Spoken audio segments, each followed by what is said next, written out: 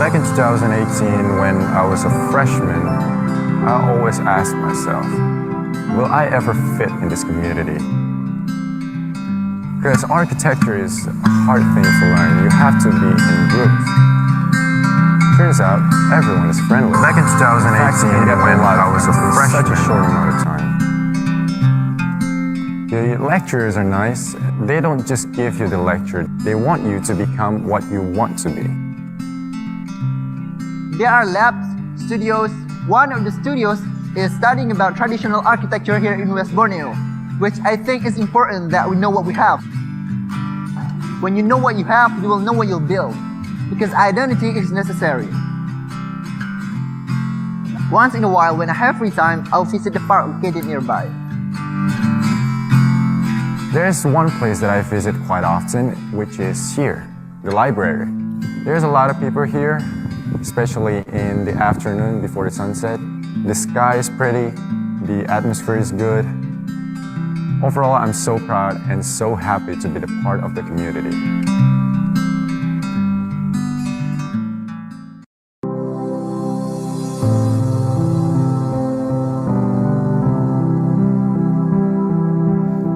The Architecture Study Program of Universitas Negeri Makassar was established in 2020. In architecture, we can learn about design and construction of buildings. Architecture has a strong connection with art and science. Other than that, there are so many things we can learn and get by being an architecture student. The architecture student must be able to pursue the application of basic theory and architecture knowledge. The lecturers teach us architecture knowledge by giving or providing reading materials or books that make students independent. We have a studio as a place to do things that relate to learning architecture works. The studio makes students feel comfortable to learning architecture works because it is one of the places for architecture students that can easily exchange ideas with each other. The conclusion about the purpose of being an architecture student is to design our thinking ability and our creativity in building design and to improve human life, such as create a free and fun space for all activities in life.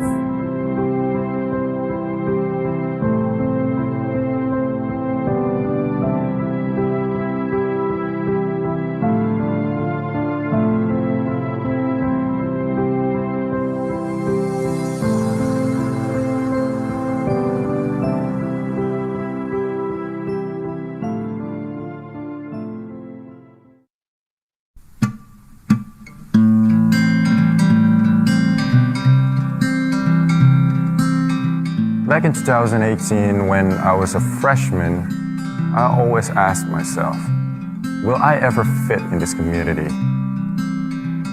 Because architecture is a hard thing to learn. You have to be in groups. Turns out, everyone is friendly. In fact, you can get a lot of friends in such a short amount of time. The lecturers are nice. They don't just give you the lecture. They want you to become what you want to be. There are labs, studios. One of the studios is studying about traditional architecture here in West Borneo, which I think is important that we know what we have. When you know what you have, you will know what you'll build, because identity is necessary. Once in a while, when I have free time, I'll visit the park located nearby. There's one place that I visit quite often, which is here, the library. There's a lot of people here, especially in the afternoon before the sunset. The sky is pretty, the atmosphere is good. Overall, I'm so proud and so happy to be the part of the community.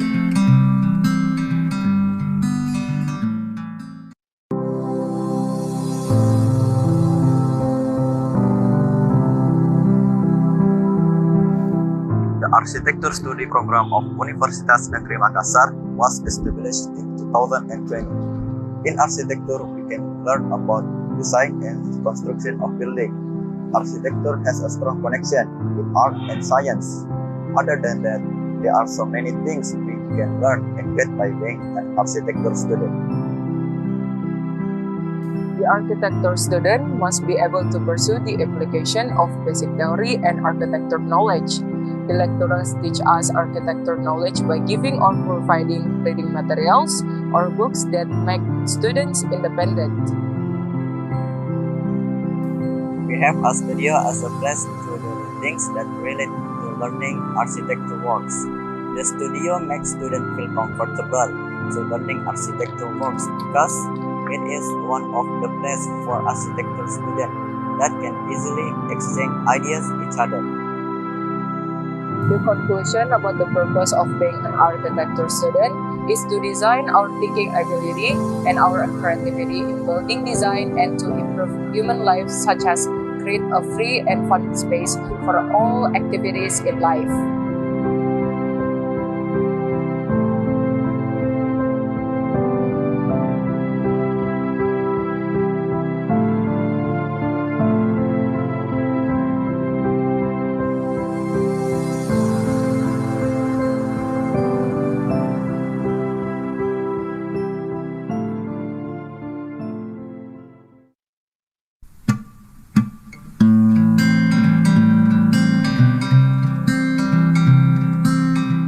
Back in 2018, when I was a freshman, I always asked myself, will I ever fit in this community? Because architecture is a hard thing to learn. You have to be in groups. Turns out, everyone is friendly. In fact, you can get a lot of friends in such a short amount of time. The lecturers are nice. They don't just give you the lecture. They want you to become what you want to be. There are labs, studios. One of the studios is studying about traditional architecture here in West Borneo, which I think is important that we know what we have. When you know what you have, you will know what you'll build, because identity is necessary. Once in a while, when I have free time, I'll visit the park located nearby. There's one place that I visit quite often, which is here, the library. There's a lot of people here, especially in the afternoon before the sunset. The sky is pretty, the atmosphere is good. Overall, I'm so proud and so happy to be the part of the community.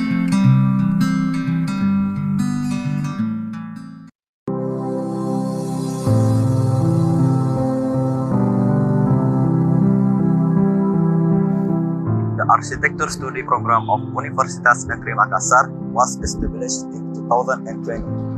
In architecture, we can learn about design and construction of buildings. Architecture has a strong connection with art and science. Other than that, there are so many things we can learn and get by being an architecture student. The architecture student must be able to pursue the application of basic theory and architecture knowledge. The lecturers teach us architecture knowledge by giving or providing reading materials or books that make students independent. We have a studio as a place to do things that relate to learning architecture works. The studio makes students feel comfortable to learning architecture works because it is one of the places for architecture students that can easily exchange ideas with each other. The conclusion about the purpose of being an architecture student is to design our thinking ability and our creativity in building design and to improve human life, such as create a free and fun space for all activities in life.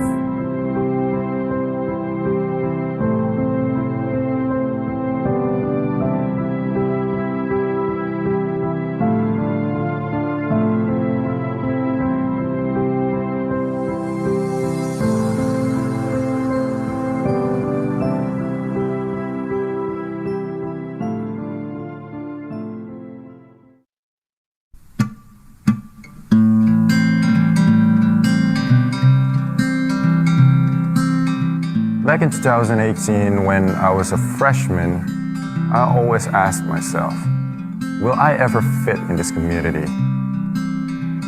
Because architecture is a hard thing to learn. You have to be in groups. Turns out, everyone is friendly. In fact, you can get a lot of friends in such a short amount of time. The lecturers are nice. They don't just give you the lecture, they want you to become what you want to be. There are labs, studios. One of the studios is studying about traditional architecture here in West Borneo, which I think is important that we know what we have. When you know what you have, you will know what you'll build, because identity is necessary. Once in a while, when I have free time, I'll visit the park located nearby. There's one place that I visit quite often, which is here, the library. There's a lot of people here, especially in the afternoon before the sunset. The sky is pretty, the atmosphere is good. Overall, I'm so proud and so happy to be the part of the community.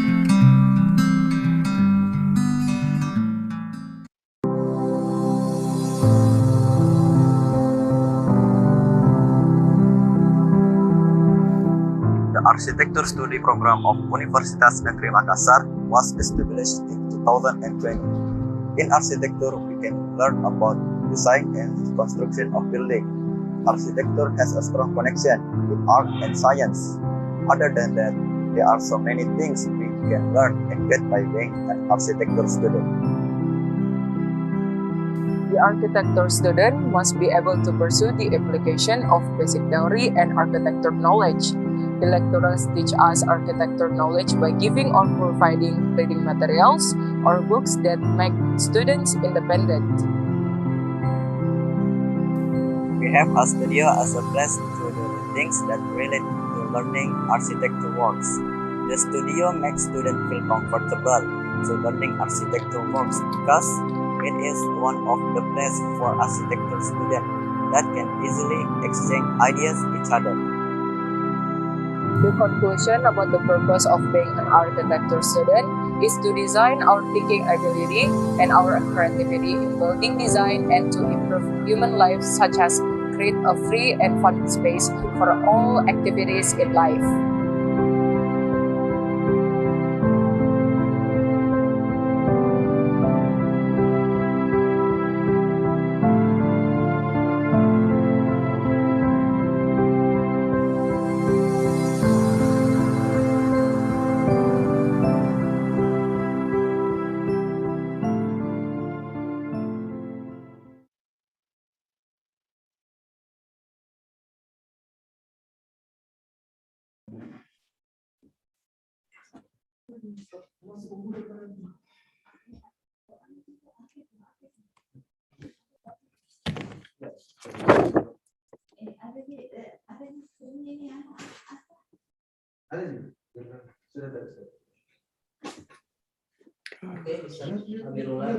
Maybe we can start. Okay, thank you for the host. Bismillahirrahmanirrahim. Assalamualaikum warahmatullahi wabarakatuh. Praise be to Allah and salam and taslim for the Prophet Muhammad sallallahu alaihi wasallam as the messenger of Allah. Well, good morning for Indonesia, Malaysia, and Brunei Darussalam, and I think good evening for USA and other part of the world. Distinguished guests, ladies and gentlemen, I'd like to welcome you all to the third international webinar series on architecture issues. Well, today we have 4 prominent speakers, and of course, I would like to introduce them one by one before they deliver their speech. I myself, I'm Amir as the moderator, and will lead this session and also will remind you for the rest of the session. First of all, I'd like to introduce the first speaker from Indonesia, from Institut Teknologi Bandung. I'd like to welcome Professor Dr. Ing Himasari Hanan, MAE. She's a faculty member of the School of Architecture, Planning and Policy Development, Institut Teknologi Bandung, Indonesia. Currently, she is teaching at the program study of Architecture and Urban Design. She graduated from ATB for her undergraduate and pursued her master degree from Leuven University and completed her doctorate degree at Kassel University, Germany. She is now part of the research group of architectural history, theory, and criticism at ITB.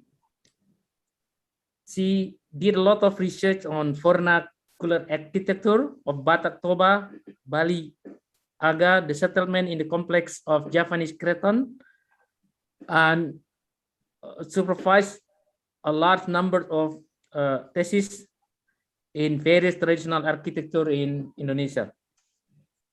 Also, she studies an urban heritage of colonial and coastal cities in Indonesia, and also creative industries in historical quarter and urban quality of life.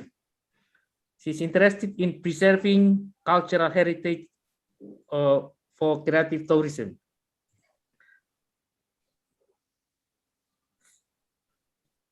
And I'd like to invite Professor Dr. Ingenieur Himasari Hanan with her topics of pattern language in traditional architecture of Indonesia. And the rule is I will remind you, you got 25 minutes for delivering a speech, and I'll remind you 5 minutes before the end of the session. So I would like to hand over this session to Professor Himasari, and the Zoom is yours. Okay, thank you very much for the moderator. So a very warm good morning for all of us. Firstly, I like to thank for the University of Negeri Makassar and Universitas Tanjung Pura for inviting me to present in this webinar international series. So I am very delighted to share with you my thought and my thinking about traditional architecture. So I will start with my slides. So just a moment. Okay, I like to discuss about traditional architecture from the perspective of language. So first of all, I would like to describe that traditional architecture is actually made by all people in the society. So it will give us a completely different context for thinking about architecture. So in the traditional architecture, a building, a house in this case, is actually a concern of all people in the society. So therefore, people should share a common pattern so that they can communicate each other. So there must be a system of communication among the people to let the people know how to build and how to use and how to develop a house, because the house is concerning all of the people, not for a certain group of people. So that's why pattern is needed for designing a house, and especially to build up and to work with the neighbors to set up these facilities. Since the house is a common object, is a thing for everyone, so everyone has to know how to work with others who are not adapted or who are not specialized in building a house. So that's why pattern is being used to share the knowledge and to share the skill how to build a house. And how is this pattern formulated? So this pattern is formulated based on the idea of a fixed ideal. So they have in mind, so the people have in mind was the ideal situation of being in the world, of to place people in a certain location. So they build up a fixed idea, and based on this fixed idea, people set up pattern to realize this ideal situation. And what are the ideas of being in the world or being in the place? So the basic ideal is the relationship between God, man, and nature. That all of the things in the nature or in the universe are all related and are all one as a creation of the God, or as a design, as a big design of this of God. And how people come to the knowledge of God, how they understand this creation of the nature, is through observing the nature. So actually the nature is the source of learning, the source of information. So from this nature and universe, they learn everything. So for the people of a traditional community, the nature is very important because that's the only source of learning and source of information. And that's why when they are building houses or settlements, they try to represent the phenomenal world, which means the world, what they perceive by their senses or through their immediate experiences. So they learn directly from the things, what they see, what they meet, what they feel, what they experience, and from that they build up a conceptual framework and a conceptual knowledge how everything should be organized or how everything should be constructed. So therefore, traditional architecture is actually a subjective schematization and make it socially available. So the intention of creating a house or an object or an architecture is actually to create something that could be shared among all of the people and become a thing that is to be understood by all of the community. Although the formulation, the scheme is actually very subjective, very related to the feelings, to the response, to the personal or to the group response to their location and to their natural surrounding. But the intention is that to make it as a social object, so that all people understand, so that all people could live together, could work together in this built-up area. This is a complete different concept of architecture when we think about traditional people. So architecture is not something created by a certain person or a certain object for glorious result or for the famous of the creator, but it's actually a social work so that we could live together, so that we could appreciate each other, so that we could live together harmoniously. So that's the meaning or that's the intention of an architecture or a building. And what is the principle they are using for creating this this object? They, as discussed before, they learn from the nature. So that's why they try to formulate what is the order of the nature, so that the universe could work, could function perfectly. So from there, they replicate what is happening in the universe and the nature. So from here, we come to the concept of microcosmos and macrocosmos, which is conforming to the natural law. So everything must be one, even though the people who create something or who create an object, but it must It must not be different from what is happening in the nature. So the natural law is the prime order, what everyone should be following.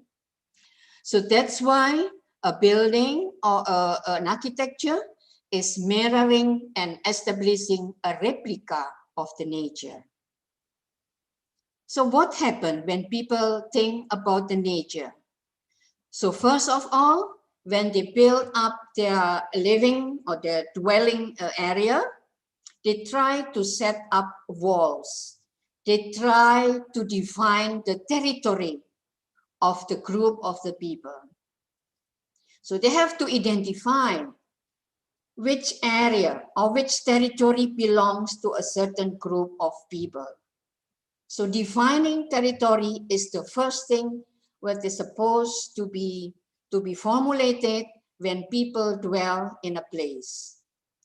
And then they build an enclosure to protect the community, to protect the resources, the natural resources for their subsistence, for their living, all of the people. So therefore, they build an enclosure to identify also that they have organized for a certain group or a certain community to explore the nature for their existence and for their sustainability. So an enclosure, therefore, is always important. And to mark or to make a sign that they already define or they already formulate their entity, normally they build up walls surrounding their dwelling environment. So what we have to think about traditional architecture is actually a picture of the cosmos, which is not literally translate what is the element or what is the component of the cosmos exactly as what it is, but they try to sense what the cosmos consists of, what comprise the cosmos, and they formulated that in their imagination for a building. So they're picturing that a building is a sense cosmos, what they feel about the cosmos, but it's not a real cosmos because it's made by the people. So it is a creation of the people, but this is actually a sense cosmos, what is felt or what is perceived by the people of a cosmos. It works also for the imagination of nature. So a building is an imagination of a nature in their surroundings that consists of different elements, that it grows, that it has time, it can change, it can worse, it can be better. So nature is imagined, but it is built in a silent object. It's not in a, so you don't hear the sound of a building. As in the nature, you hear the sound of a bird. But the imagination of this nature is created in this building. So it is as a silent nature, as a symbol of a silent nature. That's the second point, how they configure, how they formulate what is a building for or what is a house for. And the third thing, they think also that the life, people's life is not only in the present time. It belongs also to the past. They have their origins. They have their descendants. They have their predecessor. So they have to memorize this. They have to let the younger generation know that there is a past of our community.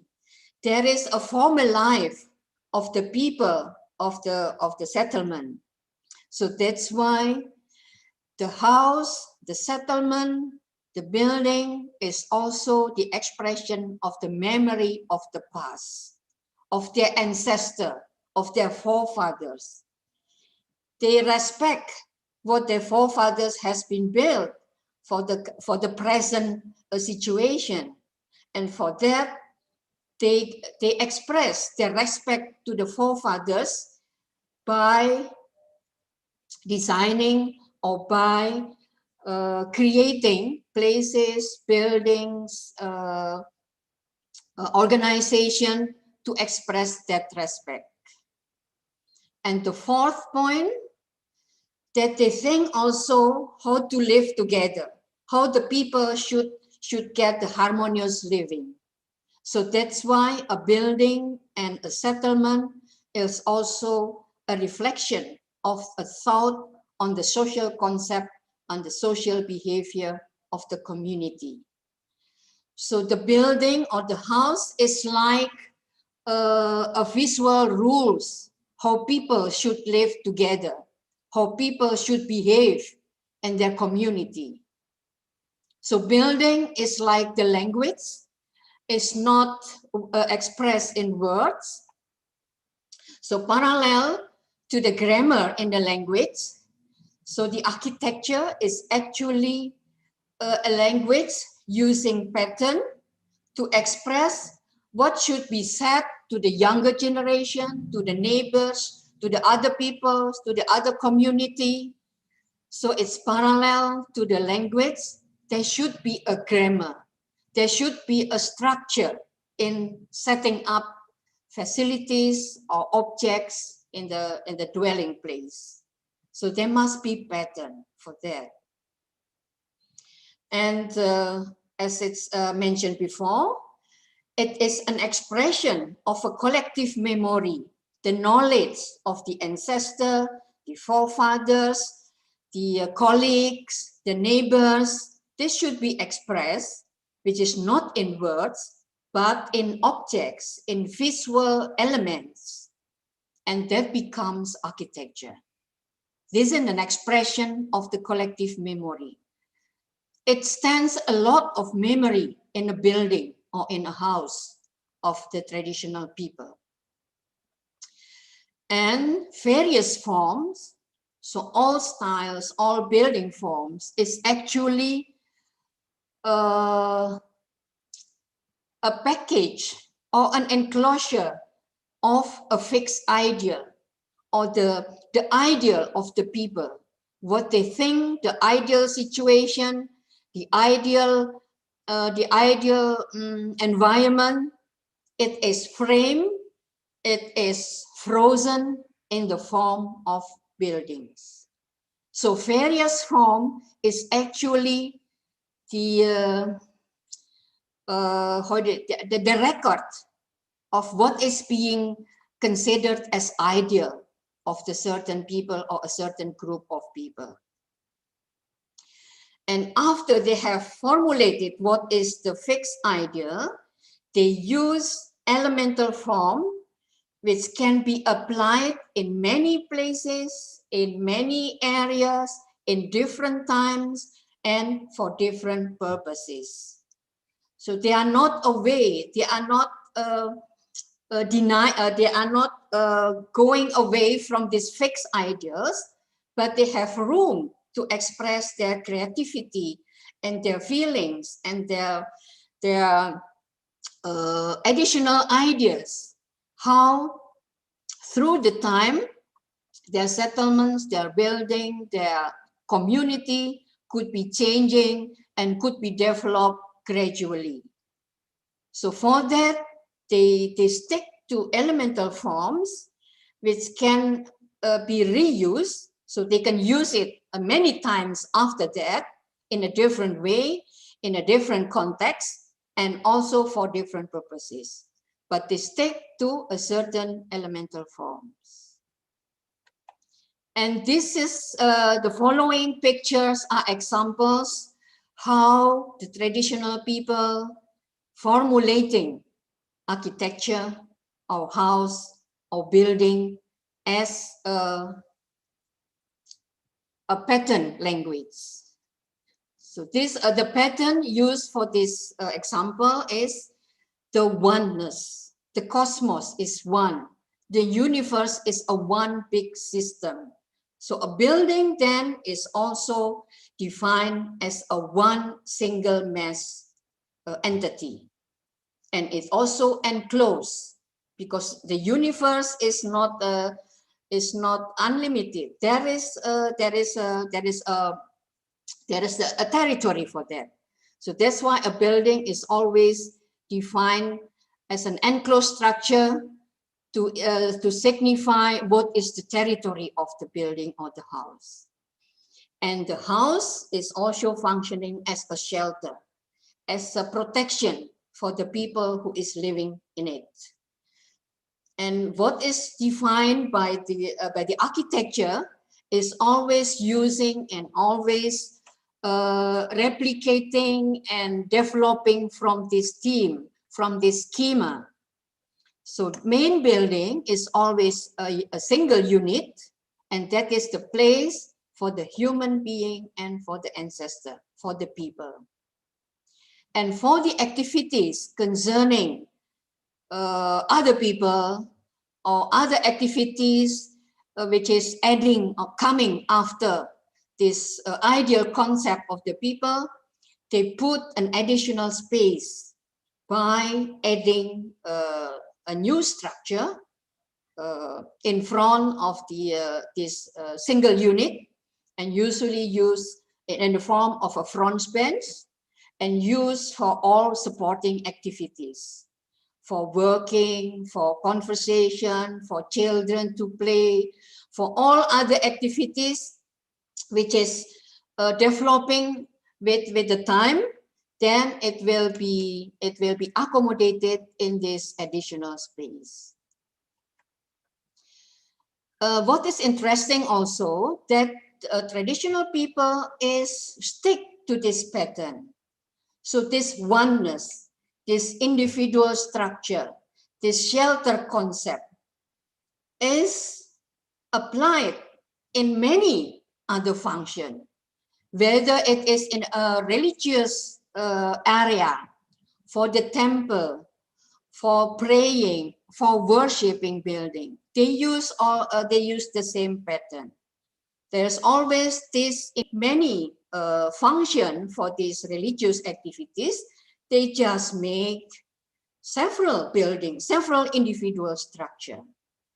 And they could make also in a different scale, from a very big scale for dozens of people, some other new facilities for hundreds of people, but they use the same pattern. And they use also the same concept for a smaller entity, for a shrine or for a place where the offer for the gods is being placed. They use the same pattern. The element of the building is the same. So there is no difference between worshiping, between living, between public activities. They use the same fixed ideal of what is the universe should be reflected in this man-made object. So in any other areas, for example, the North Batak subculture in North Sumatra, they also have the same concept. A house is always a single entity, an individual structure. Even though they have a different art of expressing their scale or their available material, but the concept is always the house, the building is the place for the people, consisting of the forefathers, the present people, the present living people. And they could also reduce this concept for the rice, for the crops. When their crops is rice, then the rice barn is also set up or also formulated the same as the house. So you have, you may have different style of roof in different area, identifying that the community or the group of people have a special skill, have a special sensitivity, have a creativity to express this universe or this cosmos, but they think in the same idea of shelter. So in West Sumatra, for example, it happens also the same. You may define the social system differently, but the place for the people is using the same pattern. So in the agriculture community, so it will happen the same. The rice barn is always having similar consideration and similar thinking in their architecture. So in North Sulawesi, for example, the Toraja is also clearly having the same ideal. They can use this pattern for a large house, for a rice barn, for a ritual object, all have the same pattern. And when we go to the more eastern side of Indonesia, for example, the East Nusa Tenggara, they have completely different expression in architectural style, but the idea is the same. The house or the building should be the place for the people and their production. Although in this East Nusa Tenggara, they put or they define the layout of placing the people in different level. So they already have 4 level or 4-story building actually to formulate how should we organize the shelter for the people and the production, the product of the people in one single building. In another island, so in Bena and Wologai, for example, we find also the same pattern. So the main building, the main house is having the expression of this oneness, this individual structure, this shelter, and the additional space in front of the house could have the different roof form, different structure as the first idea of the cosmos. What makes interesting that in this small island of this East Nusa Tenggara, so when you see here, there are a lot of small islands in the region, but they have a very varied roof form. So it shows people may have the same idea of how to live in this world, but they have a variety of expression, skills, creativity in expressing the same idea, which is expressed in their roof form. So you have quite a variety of different roof in this region, although there are found in small island, but each island have a different skills and expression of formulating this ideal universe being made by the people. So in West Java, for example, we see how this additional space, the front bench and the supporting activities taking place in front of the door, adding by a different structure, different art of organizing the material. So it's quite interesting how every group or every community formulated the way of handling the local material in defining the same pattern. Concerning the settlement, so there is also a certain pattern how the traditional people are organizing the group. So they always make boundaries, territory, and marking the social cluster to identify we belong to a certain group, which could be competition, which could be in competition with another group. So that's why we have to mark our identity. So the identity of the group become crucial. So that's why they built or they created a different types of walls, of boundaries, of gate, which becomes the art of architecture. So how is gate being designed? How is gate being defined? It comes to the subject of creativity or to the expression of the people. So it's not the building, but the gate, it becomes very important to be explored as an art object, as a design object, as an important mark, as important signage for the people. Some community using their nature for expressing the formulation of the boundaries. So example, in the Kampung Naga, they could explore, or they could see very creatively how is their beautiful nature could be implemented as their natural boundaries. So boundaries is being made as a beautiful object, as a landscape design. So some community, okay. Yeah, you've got a 5 minutes left, so okay. so just a So reminder. in some other, yeah, I make it quicker.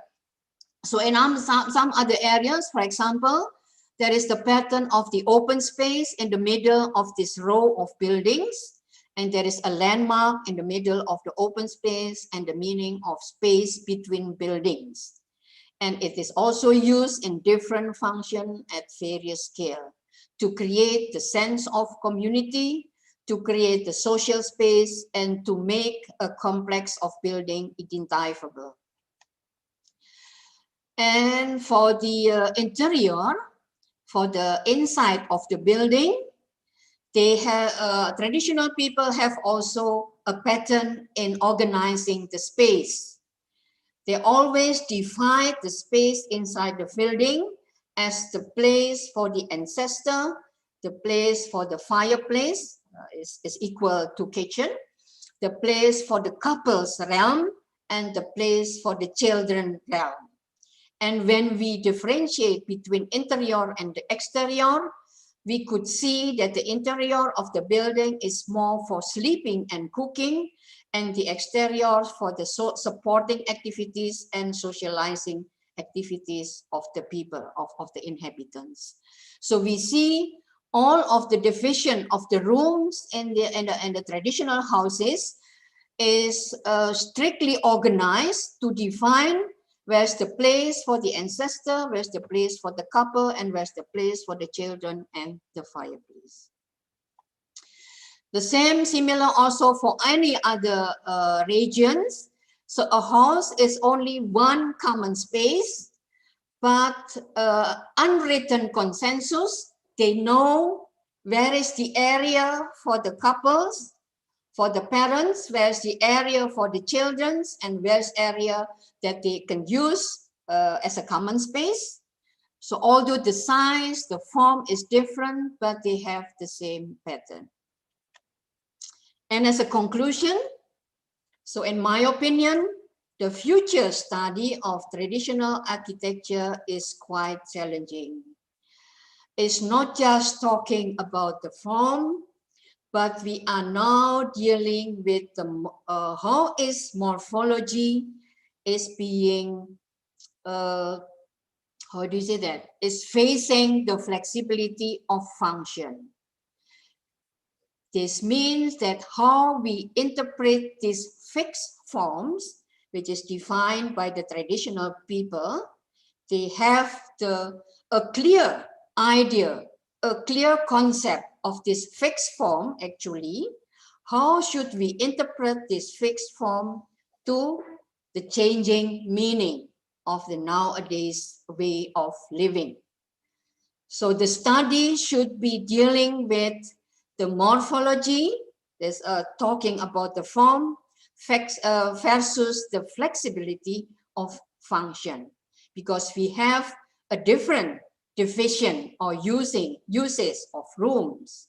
So we have to deal, when we are talking about the traditional architecture or traditional form, is not that simple, because the function is changing, but we are still using the same idea of the traditional people. And the second point, that we should think about exploration of fractal patterns. Since traditional form, traditional houses have a clear patterns which in line with the concept of the fractal patterns of the nowadays computational thinking. So we have to think in things and in affective objects. So we should not think in words or in logical expression, which is usually implemented or applied in language, in verbal language. But now we have to think architecture as a language using fractal patterns, where people think in things, in objects, and more specifically affective objects, not a neutral objects, but objects which brings or which raise feeling, which engage emotion, which express emotion and feelings of the owner or of the user, of the community, for example. The fractal patterns has been developed and has been realized in many cases and in many disciplines. So we have now to think architecture similar to the other discipline. We have to develop patterns which is based on thinking in things and affective objects. That will be my closed statement. Thank you. Thank you, Prof. Hanan. You make the use of time very effectively, and thank you. Well, it was really interesting topic. It's about the pattern language of architecture, which is more on the reflection of the nature, and the nature is the source of knowledge and experience for everyone. And those topic links to the second topic from Professor Thomas Paul Gibson, which is about extending more on the Makassar Noble House as an architectural and as dynastic structure. Before I hand over to Professor Gibson, I'd like to read his short biography. Professor Thomas Paul Gibson is a professor of anthropology from the University of Rochester. He graduated, or he earned his PhD in 1983 in social anthropology, London School of Economics. Interestingly, Professor Gibson has conducted field research among Mindoro, Philippines from 1979 to 1985, and also among the Makassar of South Sulawesi, and it's quite long time, from 1988 to 1989, and then also come back to Makassar in 2000. And he's interested in the interaction between cosmologies indigenous to island Southeast Asia and world religion of Christianity, Islam, and Buddhism. And also, on the interaction between this religious tradition, colonialism, and contemporary political authority. One of the most current selected article Prof. Gibson has written about sociality, value, and symbolic complex among the Makassar of Indonesia. Are you there, Professor Gibson? Yes, I just remembered to Yes, unmute how myself. are you? Okay, hello everybody. I was delighted to be invited. So, do you speak Makassar or Indonesian? A little bit? Well, it's been 30 years and it's very rusty. I never learned Makassar. I did my work in Bahasa Indonesia, but I had many field assistants who were able to translate many texts, right? This is a very literate society. In 1988, the older people read and wrote in Lontara, in Yes. Arabic script, in Roman script, and the village of 4,000 people spoke among them 20 or 30 languages, right? So it was very challenging to study such a society. Okay, Professor Gibson. So I'd like to hand over to you. So you got 25 minutes for delivering a speech, and I will remind you 5 minutes before closing. So the Zoom is yours. Okay, thank you. I hope I can get through all of my slides. I kept making more. And some of this material I've never presented before. The first thing I studied in this village of Ara was the house. And I made a big diagram and collected many linguistic labels for things, and then I lost it. So I was able to reconstruct what comes now from my notes. And what I'll be concentrating on is the traditional house. And so this was already collected 30 years ago, but I talked to old people who told me about their grandparent time. So some of this describes 19th century house building.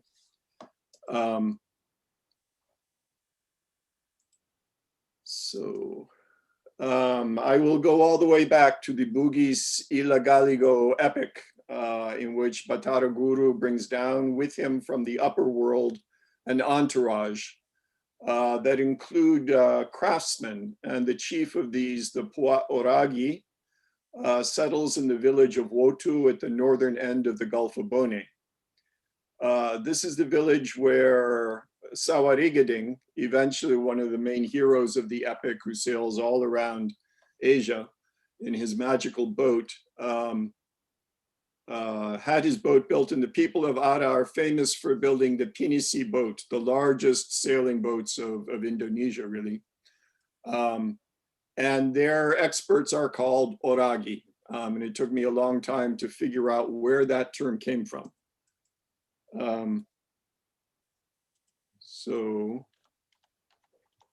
The Oragi begins by going and finding the correct trees to cut down, and the trees have an inner inhabitant. Everything has an inner abatin and an outer lahir aspect to it. And the inner aspect of things can move from one body to another. So the tree is a body, the house is a body, and obviously people are bodies with a spirit inside as well. So they have to do various things, like making sure that the tree, once it's cut down, is then planted to make a post in the same orientation as when it was standing in the forest. And then the beams also have to be oriented in a particular way.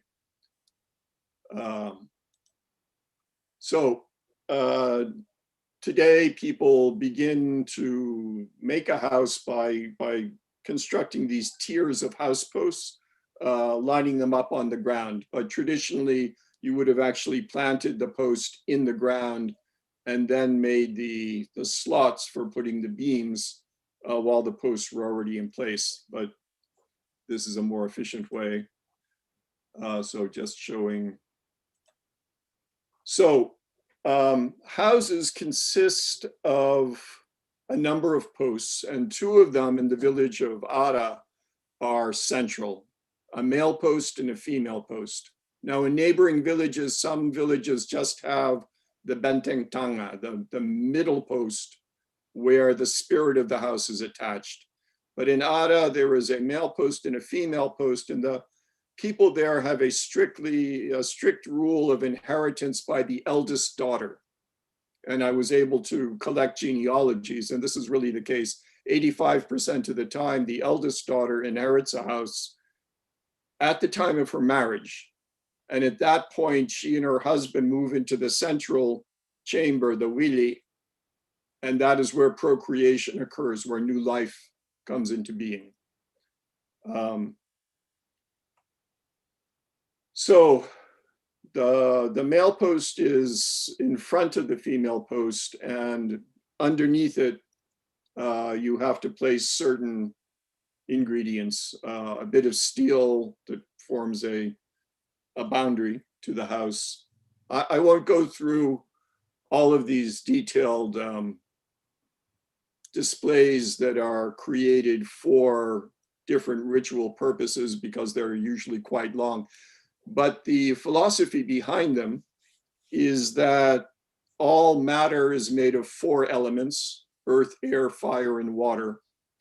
And you need to create, in ritual situations, a body into which certain spirits can descend so that you can have contact with them.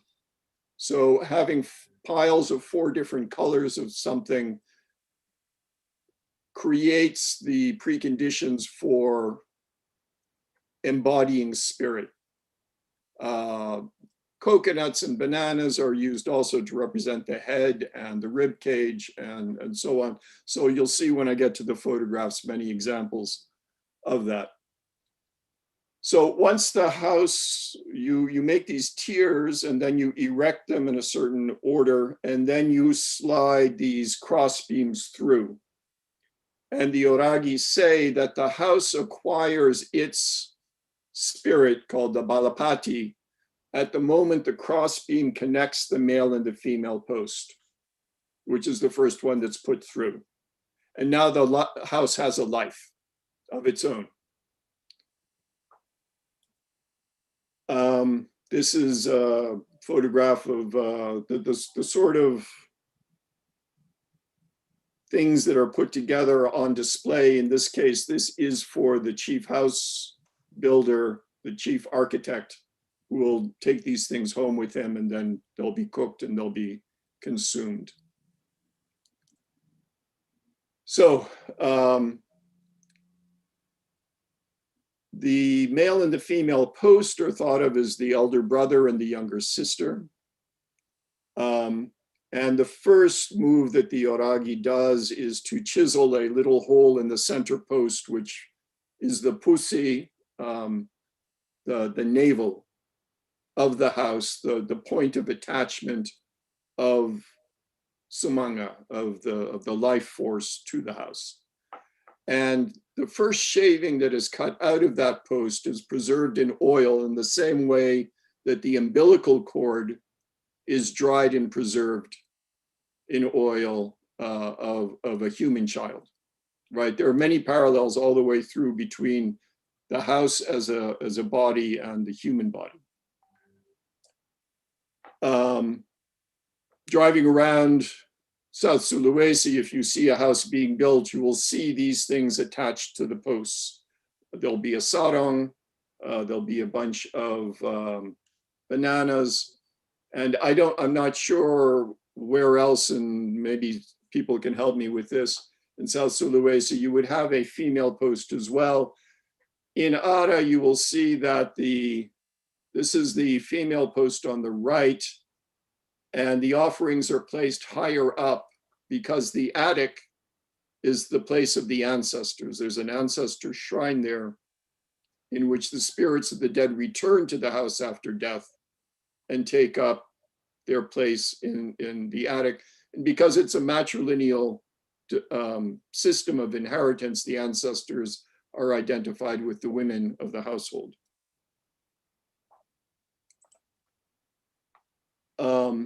So once you have all the cross beams in place and you now have a structure, a temporary floor is put there, and then the family moving into the house has to spend 3 nights on that platform with no walls yet, shivering, and this brings them sort of into harmony with the spirit of the house. So this is my best effort. I'm not an architect, so I'm a little intimidated here, but this is a sketch I made of a house that had been built in about 1880 by the hereditary ruler of the village, who held the rank of Galarang, which is sort of the lowest rank a ruler could have. Above that, you have Karaeng, whose houses are more elaborate than this. But this shows you how a house built in the 19th century looked. It was still standing when I was there and fell down soon afterward. So, you know, there's an entrance ladder, a front area, and I think this is quite common throughout Southeast Asia, where guests are entertained and where young unmarried men would sleep in the front section of the house. The blue post here is the male post, the red one is the female post, and the husband and wife sleep between those two. And above them, this yellow rectangle would be where the ancestor shrine is. And then in back of the house, you have an area where cooking would be done and where the unmarried girls of the family would live, and also the grandparent generation, right? So as you, so that's might be the function of the rooms. They make many analogies between the house and the human body. The west side of the house, I'm sorry, let me get this right. Yeah, is the head, the east side is the foot. And when you sleep, you have to orient your body with the house, which is also the path of the sun. So it arises at your feet and sets at your head. When someone dies, you lay out the corpse the opposite way around. So if a child falls asleep, the way you would lay out a corpse, you must move them back so that they're in alignment with not just the microcosm of the house, but the macrocosm, as Professor Hanan said earlier. At birth, they say that there are 7 siblings that accompany the child. I won't go through them all, but the most important is the placenta itself, which traditionally would be placed in a coconut and then put in the attic with the ancestors. And although it comes out after the child, it was referred to as an elder sibling. The umbilical cord, as I say, is preserved and stored next to the navel of the house. And the blood of childbirth falls down through the floor into the earth. And it's said that if you don't allow that to happen, then a person will die away from home, right? They won't be, their death will not occur in the place of their ancestors. And then there's the breath, the nyawa or nyaha, that moves between these different bodies, these different aspects of the self. So at night, when asleep, it goes up to the attic where the ancestors are and so forth. So here is a Sandro, or acting as an Oragi, a Sandro being the Makassar for a ritual specialist so she is conducting this periodic feeding of the spirit of the house, which has to be done to maintain balance. This is another Sandro, Haji Titi Dang Toje, preparing a more elaborate set of ingredients for feeding the balapate. And so there'll be one for the male post, one for the female post, and a third buried in the ground beneath the house, between those 2 posts, right? So there's a general sense of divine blessings descending from the upper world through the attic and the ancestors to the living, and then down beneath the house, which represents future descendants. So this is all, very traditional village of craftsmen 30 years ago who were still very much in tune with a mystical way of thinking, of inner essences and outer appearances. But this is a man from Ujung Pandang, and I'm visiting in his house. And I asked him about the balapati, and he said, "Oh yeah, of course. Every house, even a cement one, has a balapati. This post here is where the spirit of this house exists." So that's the house conceived of as a living entity itself, but and sort of from the inside. Now we go to the outside and the statement it makes about social rank. So this would be, this is one of the simplest sort of field houses. I suspect back in the 19th century, those with the lowest status of ata or slave would have lived in a house like this.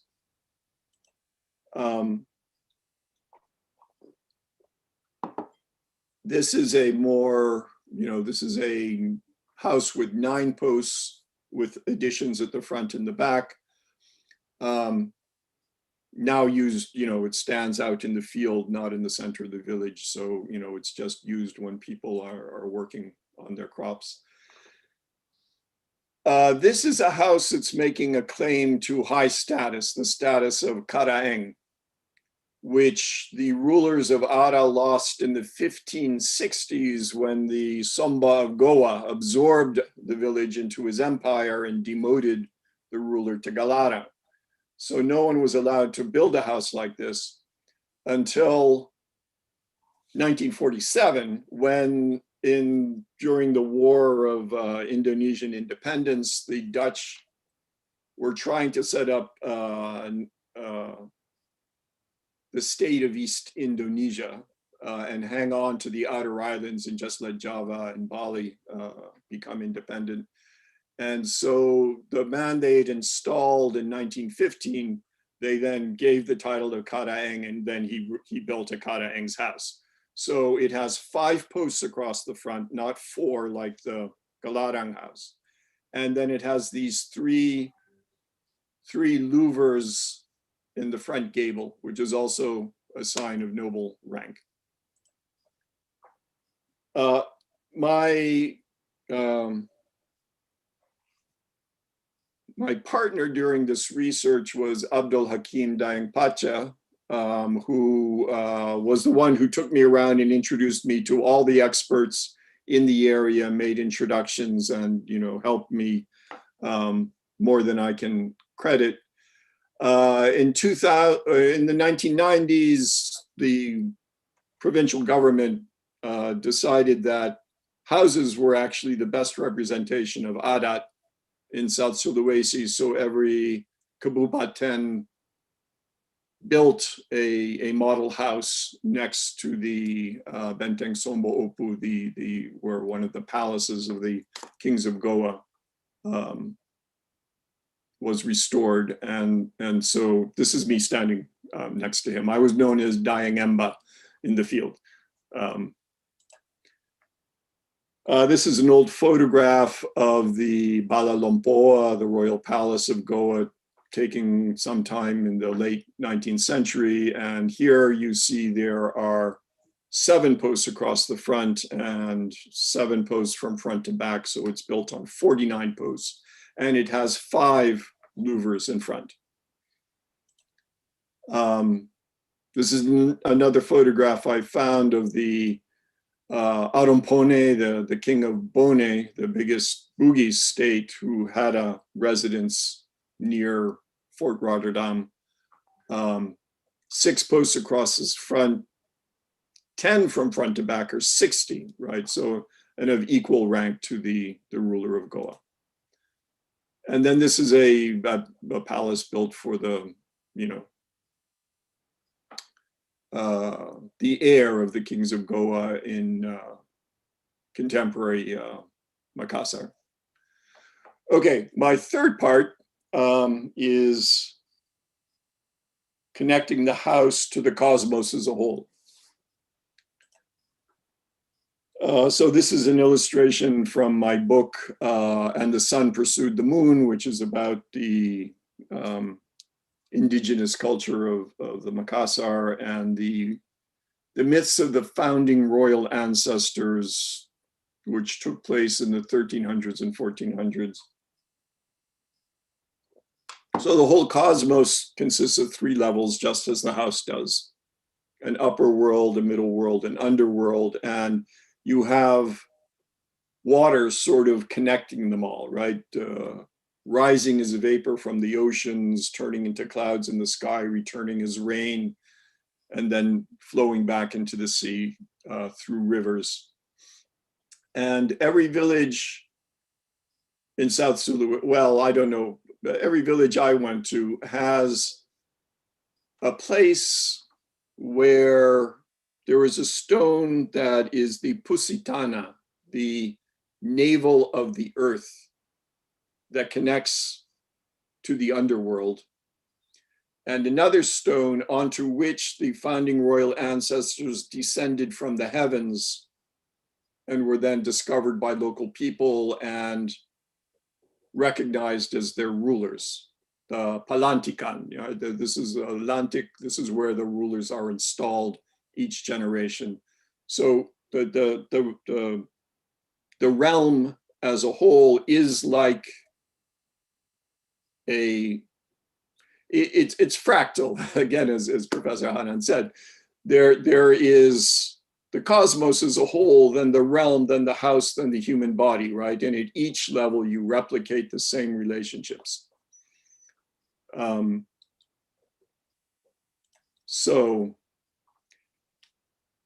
This again is taken from my book on the origin of kingship in this area. And for the Makassar, it's a little different than the Bugis.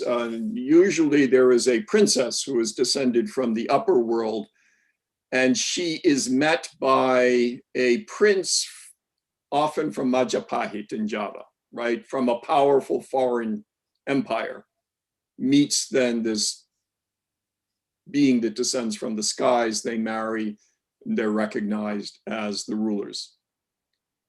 And she is discovered inside a bamboo tube. And a bamboo tube is both male and female, right? In its external aspect, it is like a phallus. In its internal aspect, it is like a vagina. It's like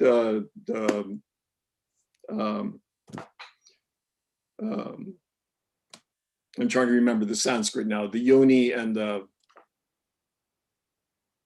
anyway.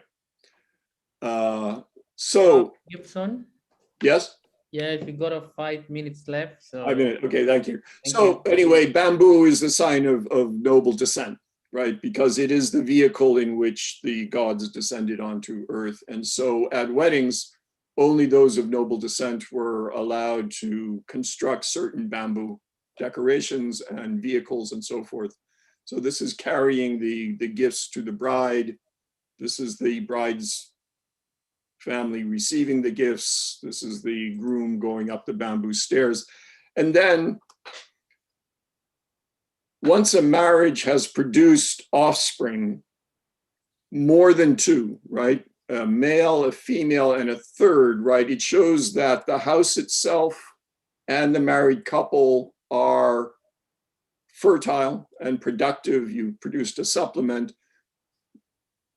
When that occurs in a new house, that is finally when the house is finished. And you perform this ritual with 3 children. And then you circle the house 7 times, and now you've sort of fused the human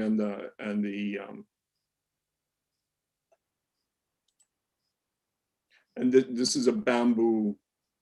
At death, you're carried to the grave in a bamboo bier if you're of noble descent. There's just a ritual on the 3rd day to quench the heat, where you wash the corpse in the wili in the central part of the house. And on the 7th day, you send gifts to the dead, sacrificing a male and a female goat in between the male and the female housepost. And then this is a ritual in a neighboring village. On the left, you have the place of where the rulers are installed, that connects to the upper world, and on the right you have the Pusitana that connects to the underworld. And then this is the relics of the royal ancestors in an attic shrine. And this is the same woman we saw earlier, only now she's acting as a medium for the royal ancestors who possess her body and speak through her mouth and maintain a connection, a direct connection with the living. And then the spirit leaves her body, is put into a model boat, and is sailed out into the ocean where it goes into the underworld and then cycles back to the upper world again. So that is the cosmic cycle of life, death, and the ancestors. Thank you.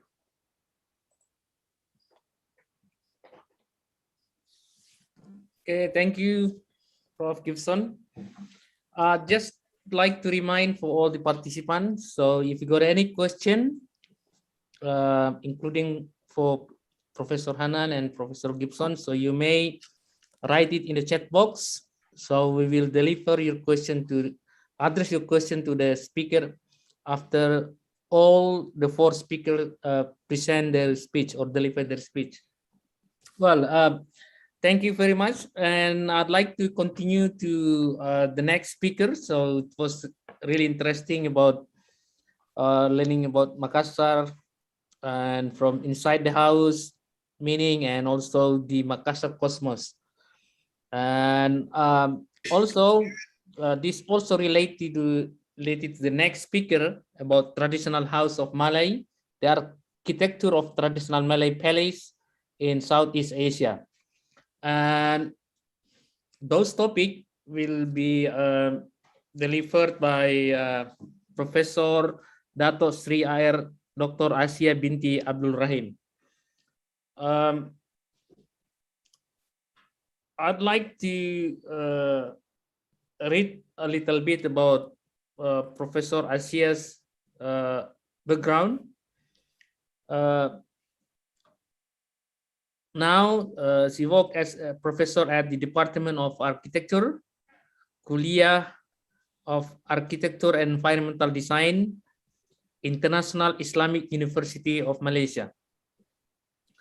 And also, she has been involved in a number of professional architect and also the coordinator of KAED Universal Design, and work as a consultant and a researcher for universal design and accessibility for persons with disabilities, elderly, and children. She obtained her PhD from Oxford Brookes University in Oxford, UK in 1994, and Bachelor from Architecture from Deakin University, Australia. And now she's a permanent member of Universal Design and Built Environment Committee under National Council of Persons with Disabilities.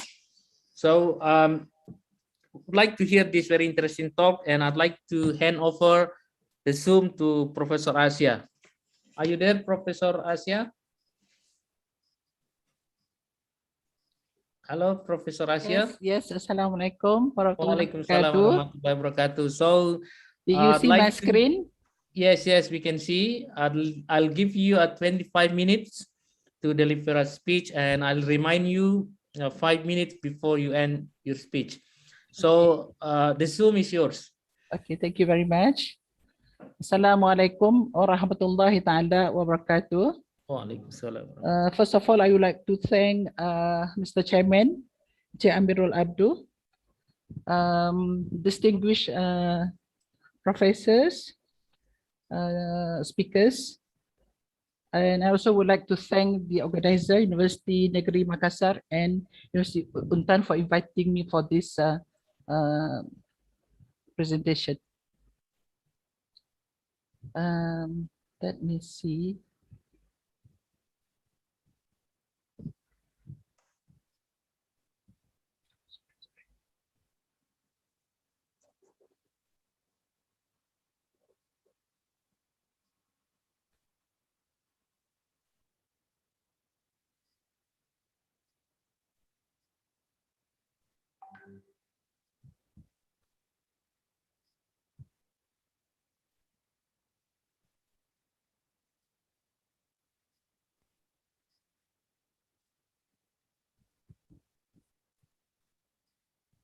Did you see my presentation? Yes, it's clear. Yes. Okay. I try to. Okay.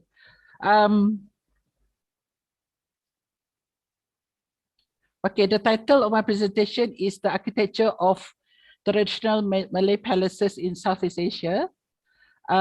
For your information, the topic that I'm going to present today to you is based on my my observation visit to Pontianak as well as Sumatra, and one case study is in Malaysia. So before I proceed, I would like to show you some of the heritage study that we have done throughout the world from my Department of Architecture, covering various topics and building typology from many parts of the world, and including Indonesia. In Indonesia, we also cover masjid and other type of building typology. The table of content of my presentation today includes the objective of the study, methodology, and the three case study. This is, I would like to show you the map of Southeast Asia, where we found the Malay people from southern of Thailand, southern of Thailand, and in Sumatra, as well as southern of Philippines and Borneo. So what is a Malay? A little bit of the literature. Orang Melayu, Orang Melayu are an Austronesian ethnic group and nation native to the Malay Peninsula, eastern Sumatra of Indonesia, and coastal Borneo, as well as the smaller island which lie between this location. This is considerable genetic, linguistic, cultural, artistic, and social diversity among the many Malay subgroups, mainly due to hundreds of years of immigration and assimilation of various regional ethnicity and tribes within the maritime Southeast Asia, which covering Brunei, Kedah, Langkasuka, Gangga Negara, Chitu, Tamarat, Pahang Melayu, and Srivijaya. So this is to see the success story of the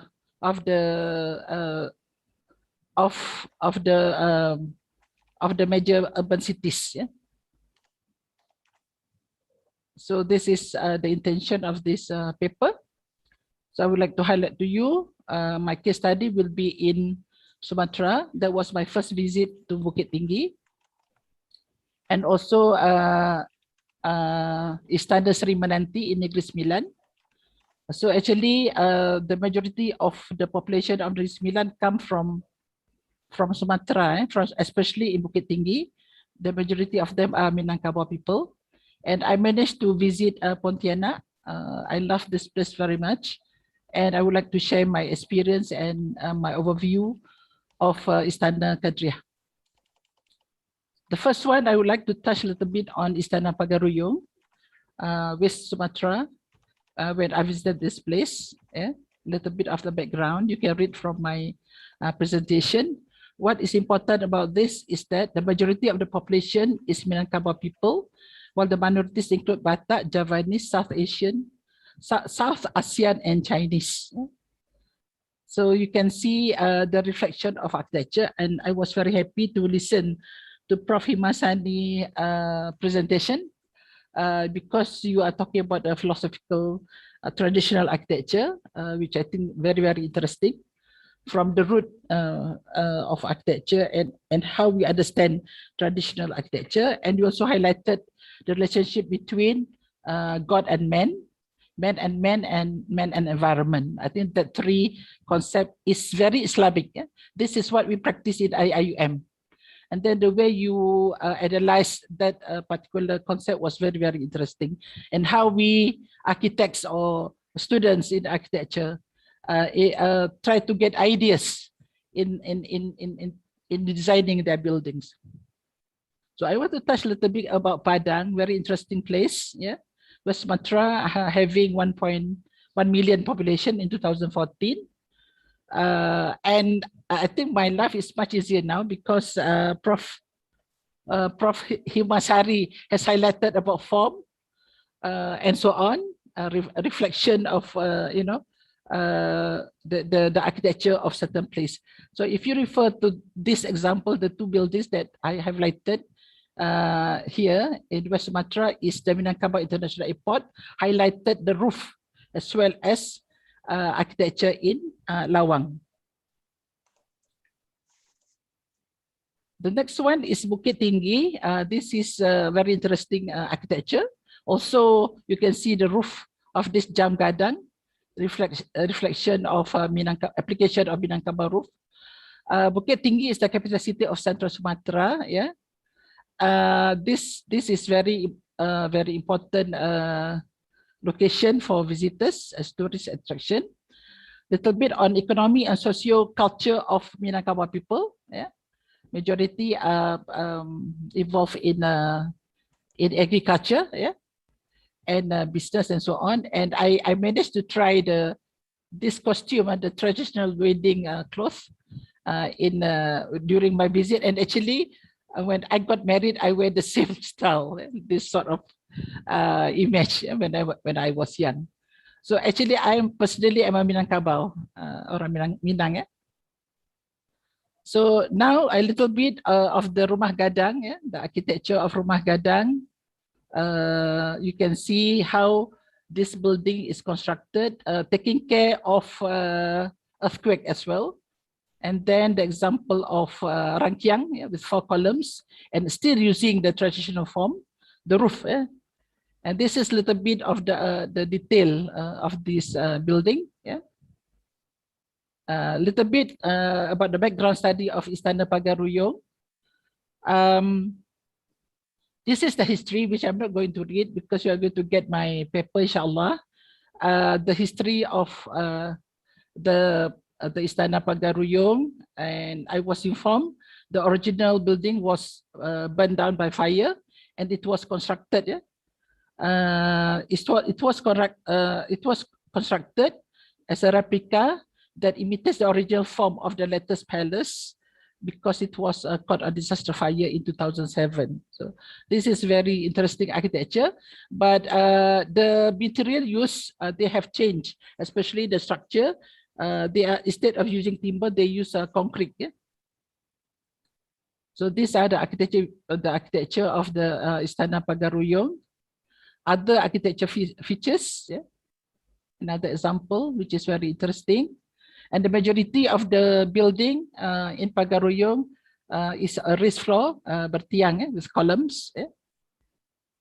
Another features here, yeah? Very interesting. The location of Tabuah Larangan was used to alarm the citizen on any disasters or event.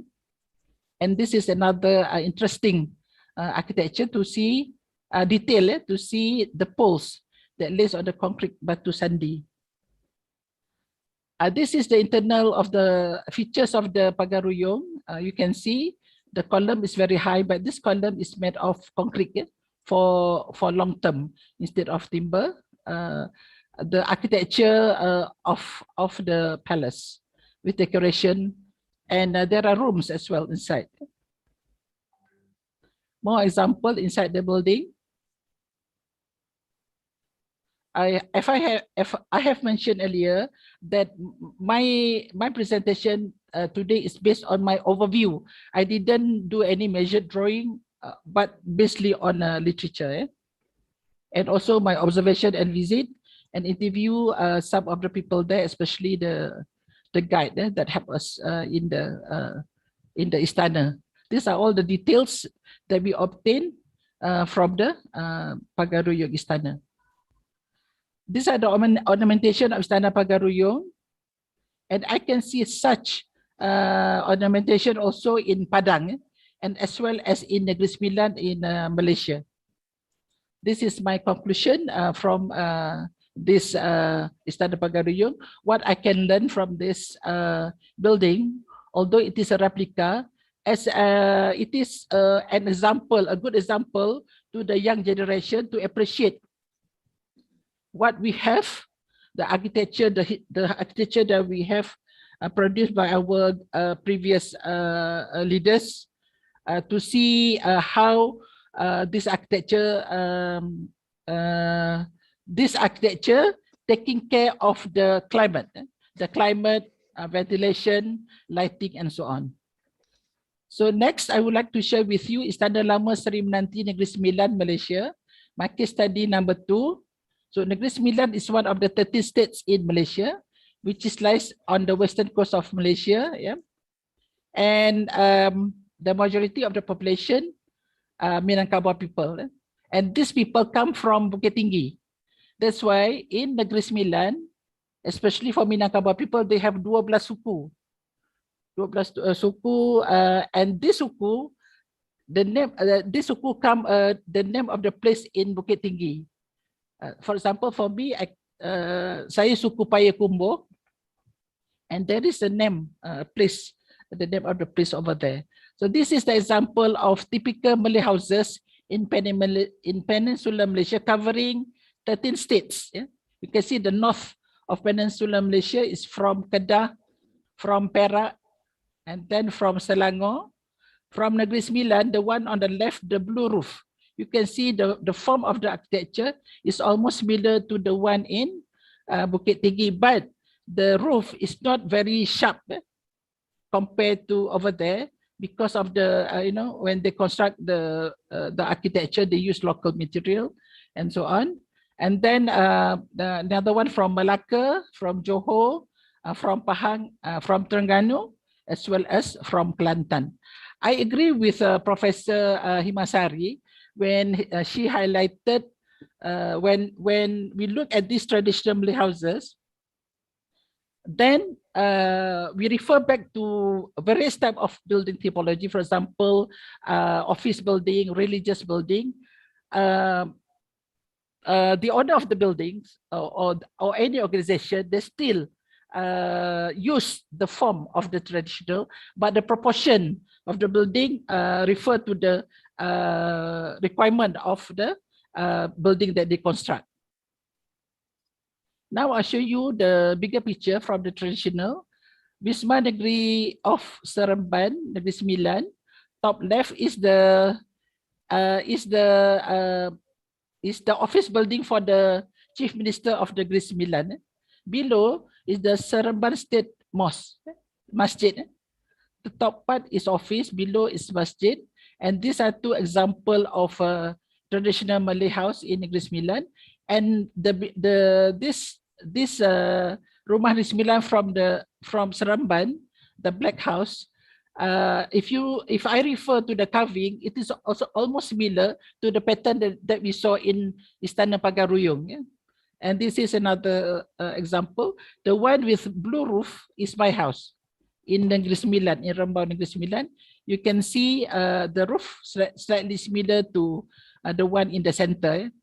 And the hierarchy of level of the houses depending on the number of columns.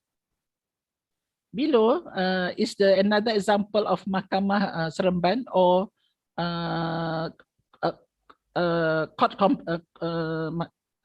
complex mahkamah.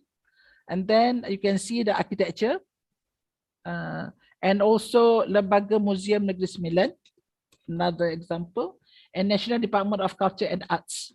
So 3-story building, you can see the proportion of the roof to the overall form of the building. Now, I want to bring you to Istana Seri Menanti. Istana Lama Seri Menanti is one of the oldest palace in Malaysia that still stand intact. It is located in Seri Menanti, Kuala Pilah, Negeri Sembilan, and was constructed in 1902 and completed in 1908.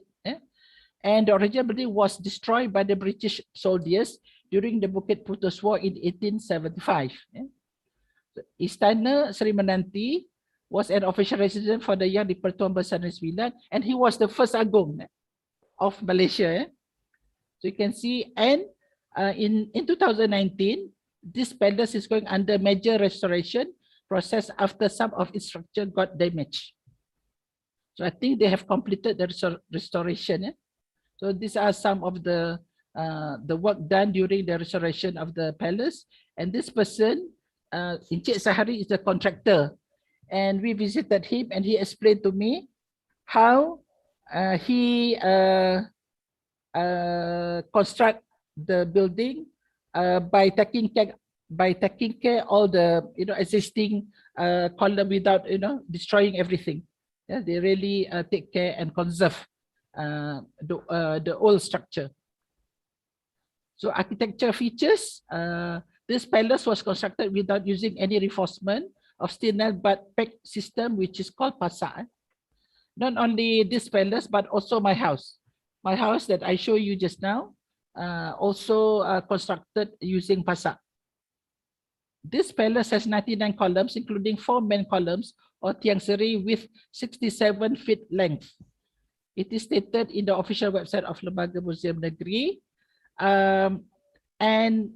This palace has 99 columns, symbolize 99 juak-juak hulu balang of Negeri Sembilan. Juak-juak means the warriors. Yeah? And then, meanwhile, the 4 main columns at the center symbolize the 4 leaders of the palace, orang 4. So this is the architecture features of the building. You can see the details of it. This is after renovation. And then the ornamentation also shows the dignity of Malay architecture, Malay culture. The ornamentation of the palace include the carving of lambai-lambai, awan berarak, bunga tampuk manggis dan sebagainya and others. So these are some of the original wood pieces from the building during construction. They still keep them in the museum. So the conclusion, Negeri Sembilan has strong identity of Minang. So reflection, and this is another reflection, because before Malaysia was colonized by the British and Indonesia was colonized by the Dutch, we are all satu rumpun, as one. Sumatra, Malaysia as one. That's why people move from one place to another then, and they bring not only the architecture, the culture, food, and so on, but also the architecture. Now I would like to go to the third case study, Istana Kadria, Pontianak, which I visited in 2018. Little bit of the background, very interesting place. Very hot city, yeah, because it is located exactly on the equator. Very active city, yeah? The 26th largest city in Indonesia. And Pontianak is the capital city of West Kalimantan. Yeah, these are a little bit of background, and the ethnic groups such as Dayak, Malay, and Chinese, yeah, and so on. So I visited the Masjid Said Abdul Rahman. I'm supposed to bring my student to do measure drawing for this masjid, but due to COVID-19, last year 2020. I was not able to bring my student, although we have already bought the tickets. We bought 30 tickets. We are not able to come to do case study, measure drawing for this particular beautiful masjid. Okay, this on the right-hand side, map of Pontianak, showing the location of Masjid Abdul Rahman, and then market, and then Istana Kadria. So one straight path here, and then there is a graveyard over there. But I'm I would like to share with you. This is the knowledge that I obtained from Untan University when one of the lecturer highlighted to me. Before, long time ago, along this river, yeah, there is a surau, a small masjid, surau, at from both sides of the river. Both sides of the river. So this surau play an important role to take care of the people, to take care of the river. If there is enemy coming to this area, so the surau is placed at many places along this river, on both sides. I think that is very interesting. Yeah. Yeah. So you got 5 minutes to go. No problem. I'm finishing. Thank you. This is my tech case study. So this is the masjid. This is the Istana Kadria. and a little bit of the background, and also the Qadriyah Sultanate rulers from the beginning until 1945, chronology of Qadriyah Sultanate. So we managed to see Pangeran Mahmud Al-Qadri, and during our visit, and I also met many people helped me actually during my visit to this Pontianak, including Perikatan Architect Indonesia. So these are the architectural features from the front elevation. Very interesting architecture. I think this is one of the most beautiful palace that I've seen, and still intact and beautiful. So the architecture features, you can see follow Islamic requirement in the implementation of the building. This is the interior of the building. You can see very well preserved. The details there. Architecture features. I'm not going to read, but I've just highlighted to you. And the most important part, when I'm here at this place, it is very cool.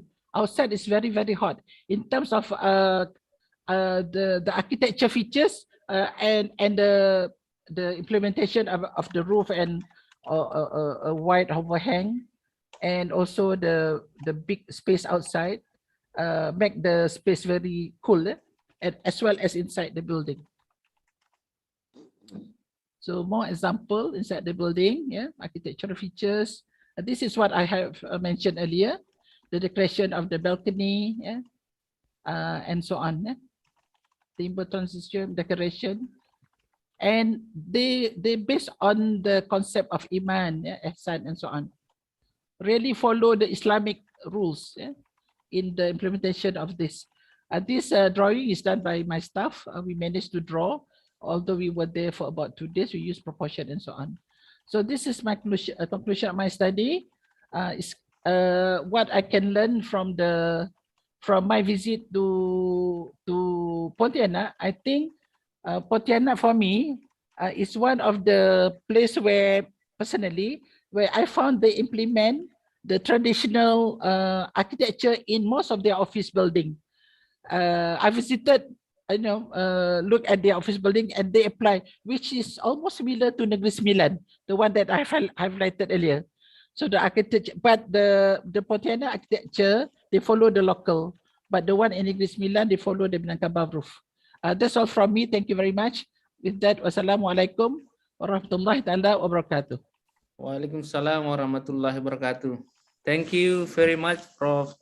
Asia, and that's wonderful presentation about architecture from Islamic perspective, traditional architecture from Islamic perspective. Distinguished speakers, professors, and ladies and gentlemen, we have another prominent speaker, Mr. Gabriel Young.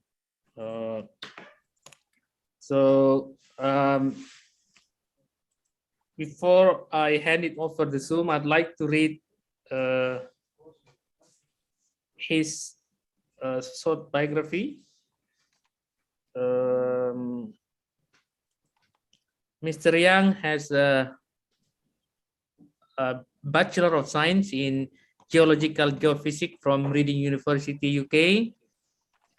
After a brief stint in the oil industry, he became a high school teacher for about 7 years before being recruited by University Brunei Darussalam under the local manpower development scheme to teach geomorphology in the geography department.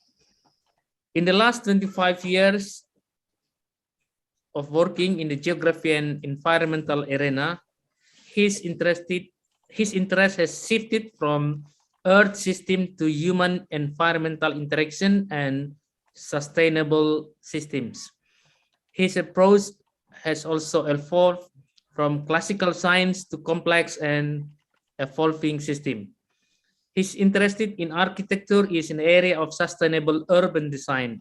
He graduated with a Master of Science in Environmental Analysis and Dynamics from Hull University in 1998 and has been involved in a number of national project, serving as a resource person as well as representing Brunei Darussalam in regional projects.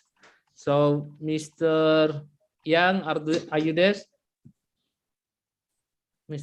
Mr. Yang? Gabriel Yang? Yes, I'm here. Can you see me? Yes. Nice Yeah, to I see think you. I'm here. How is in Brunei? Is it still morning or afternoon or the same? Yeah, same. We are just 1 hour ahead of you. Oh, okay, 1 hour ahead of Makassar. So I'd like to hand over the Zoom to you, and you got a 25 minutes to deliver your presentation. Okay. And I'll remind you 5 minutes before you closing. So the Zoom is yours. Thank you very much. I'm just trying to adjust the view for a while. Just for some reason, the view is just not coming out well. But you can see everything well. Yeah. It's not showing out well in my. Yes. Okay. Anyway, I'm just going to proceed. I thank you very much to the organizers, for universities, Negeri Makassar and Tanjung Pura, for inviting me. I'm not an architect by training. I'm an environmental person. So apologies in advance if I use terms incorrectly. So please please ask for clarification. Okay. Fascinating talks by the three presenters before me, and I'm going to talk about Kampong Ayer, the oldest part of Brunei. So what you see on the screen here is I'm just trying to get rid of this. Okay. What you see on the screen here is Kampong Ayer. Yeah, this is the oldest part of Brunei. It was the center of the Brunei Sultanate. It was the Brunei Sultanate, dating back to 600 years old. So, sorry, I'm just fiddling around with this. I don't know what's wrong with my screen. So it is the most historical part of Brunei. But unlike all this magnificent architecture shown by, by Professor Himasari, Gibson, and Professor Dr. Isa, if you look at the picture, there's nothing historical or traditional looking. In fact, if you look at the picture, it looks very modern. So this is what Kampong Ayer is like. It's a 600-year-old city or complex, but it's very modern. So what have we got to share, or what can we learn from it? I'm just going to introduce what's wrong with this? Okay, so I'm going to approach this from two different spheres, from biomimicry and Kampong Ayer. These are separate, separate spheres of research, but I'm going to relate one to the other. Now I come from the environmental systems part, so looking into how ecosystem works, and so I'm going to just use biomimicry. Sorry, I'm just having a little trouble with the view here. It's just bothering me a bit. Don't know what is going on here. Okay. Can you still see me? Yes. You can see your slide. Yeah. I don't know what happened. Okay, anyway, I'm just going to go blind. I'm just going to talk and use my slides. Okay. Okay, right. Yeah, I'm going to relate biomimicry, which is a field that I'm very much interested in, and Kampong Ayer. Now, my interest in Kampong Ayer started 10 years ago, and Brunei did the master plan for Bandar Seri Begawan. So part of Bandar Seri Begawan is Kampong Ayer. So we got ourselves into the consultation process, and there were talks about trying to preserve Kampong Ayer as a UNESCO World Heritage Site. And as you can see from the picture just now, if you were to walk around Kampong Ayer, you can't see anything that is worthy of being enlisted as a UNESCO World Heritage Site. So what is Kampong Ayer? Why is it so old and yet looks so modern? Of course, it has been modernization has obliterated the whole thing. But does it still retain anything that is of heritage value? So that started our research into finding out what Kampong Ayer really is about. And we went through a lot of deep studies on specific aspect of Kampong Ayer. It's still ongoing, but at the same time, coming from ecosystems kind of background, I look at Kampong Ayer from a different perspective, and I can see the structures that have developed and the structures that have transformed and have changed. They are all outcome of natural processes. So from biomimicry is an applied field. It's using what we can learn from the natural systems and apply it as human solutions to development, for sustainable development. And what I do is I'm applying biomimicry to urban development, basically architecture from the urban design point of view. So I've been following Paolo Soleri's work on ecology for a long time, and this is part of what I teach as well. They're all couched within the broader theory on organismic systems. How, if you look at the world around us as not as a mechanistic system, which is the paradigm that underlies classical science, physics, and so on, the one in which I am trained. But this is organismic system, to see the whole world that we live in as a living system.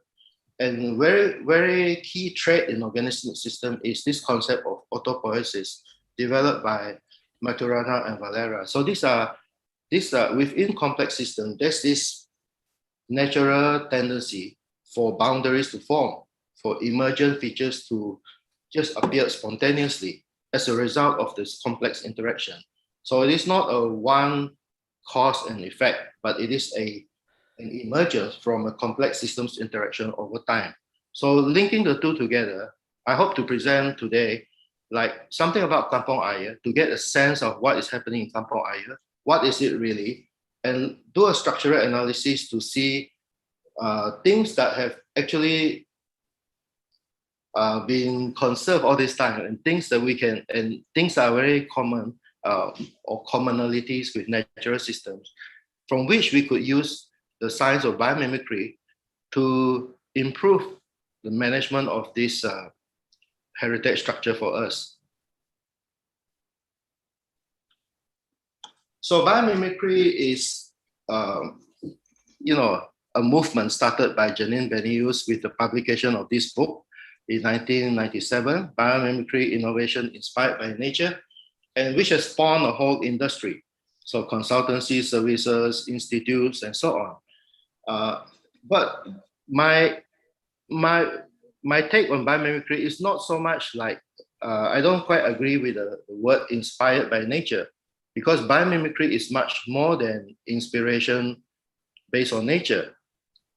In fact, Janine Benyus herself often says life on Earth has existed for 3.8 billion years, and life on Earth has existed on Earth for 3.8 billion years, and so it shows that life found what works. So it has found sustainable solutions. So there are sustainable ideas, structural solutions embedded in the natural world that if we were to study them, we could find how we could deal with different kind of environmental situation. It is more than inspiration, because from a geological background, I know that the record shows life has existed for 3.8 billion years, but it has also survived multiple extinction level events. So multiple extinction level events which never, and some of this, every geological period is actually marked by an extinction event. But there are at least 5 major extinction events that vanquished 90% of species on Earth, and yet life was never vanquished. In fact, each time life emerges again, evolve into and diversify into more diverse forms and become more resilient. So fast forward to today, we have a biosphere that is highly resilient. I know there are many people who believe we are on the brink of the 6th extinction and life on Earth will be over and so on.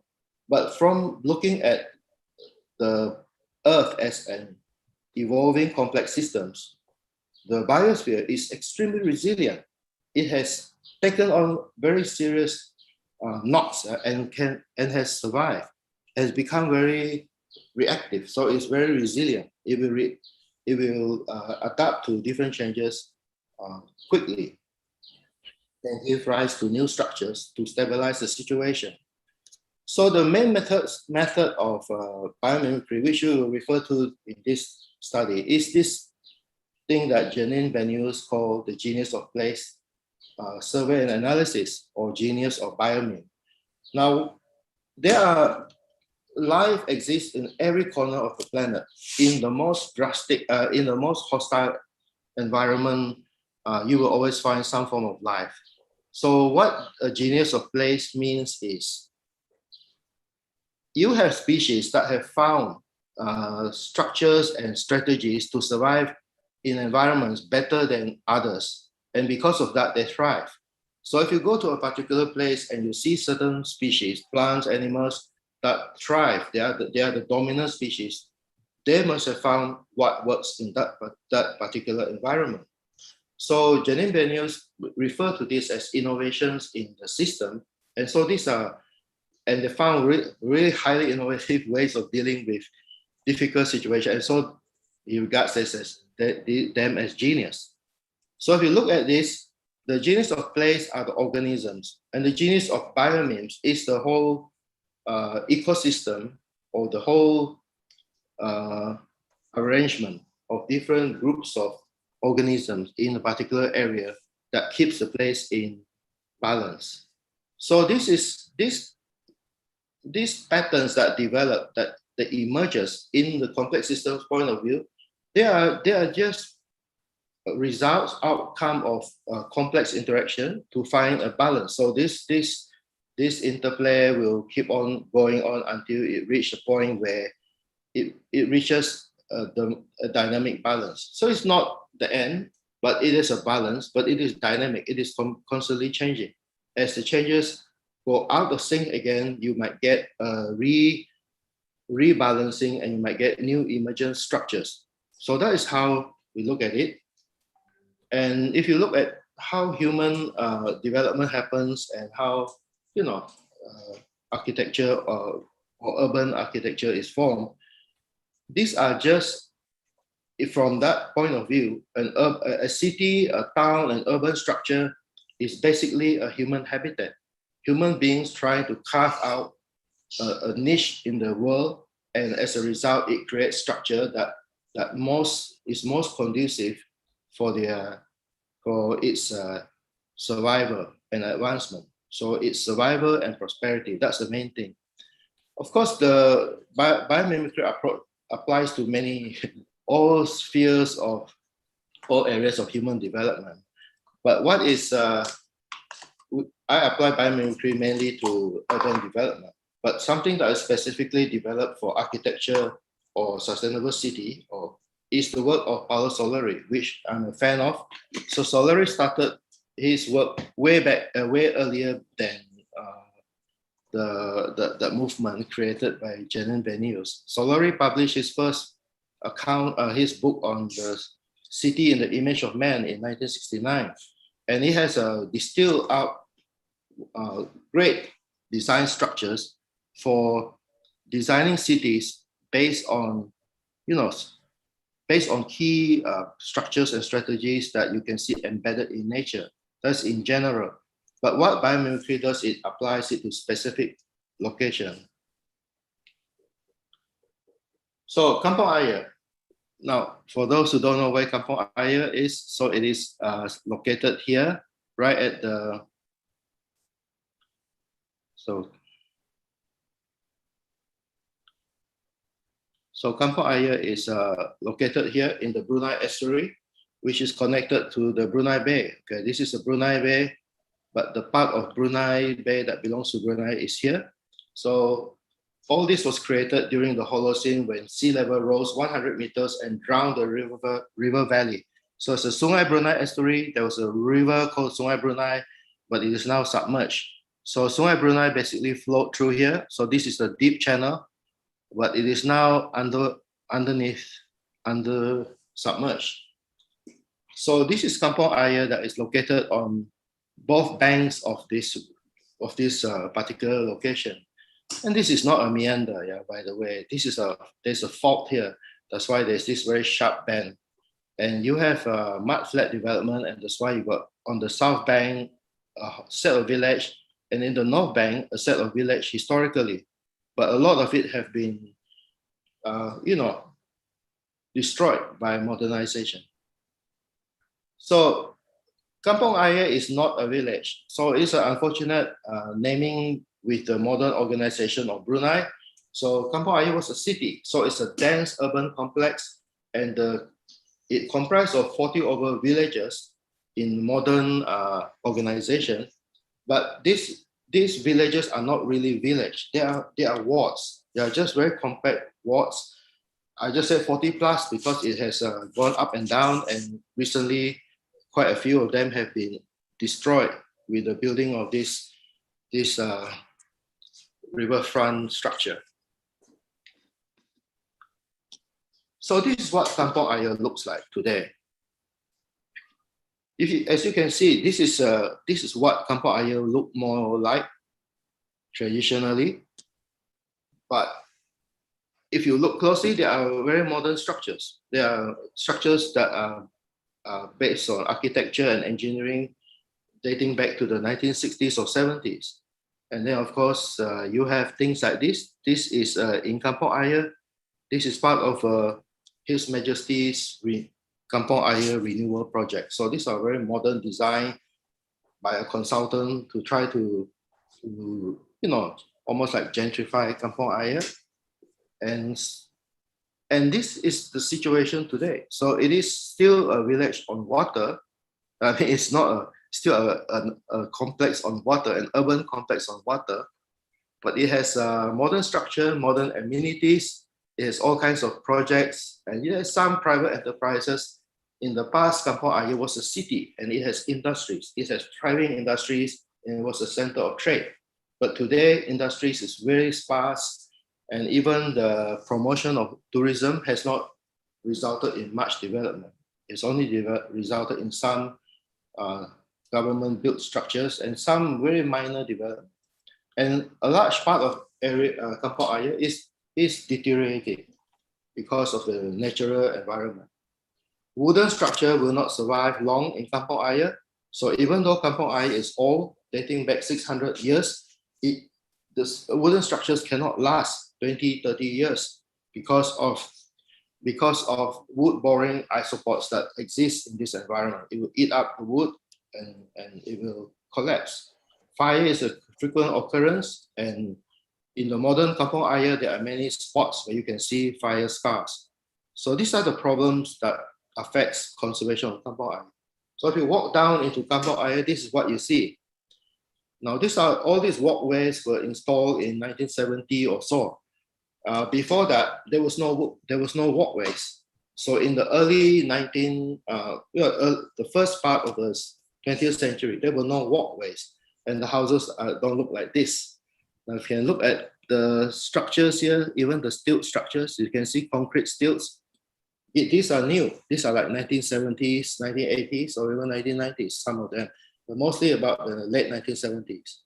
Here you can see on this side, on the right, this house is a private house. Now, it is not a house that someone lived in. Well, I mean, he lived in it, but it was, he spruced it up to support tourism. This is called the Jabal Rama.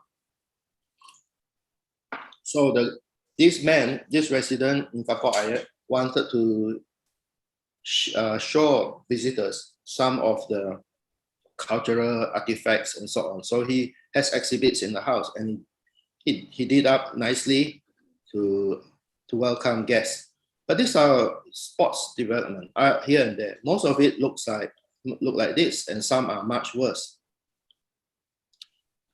Kampong Ayer in the turn of the century, at the 1900s, so this is 1908, look like this. So heritage structures, nothing like the magnificent architecture that you showed just now. The presenter showed just now. Look, this is Kampong Ayer in 1908. It is just like a little village. Now this is just very non-durable, nothing like a city, but this makes up the city.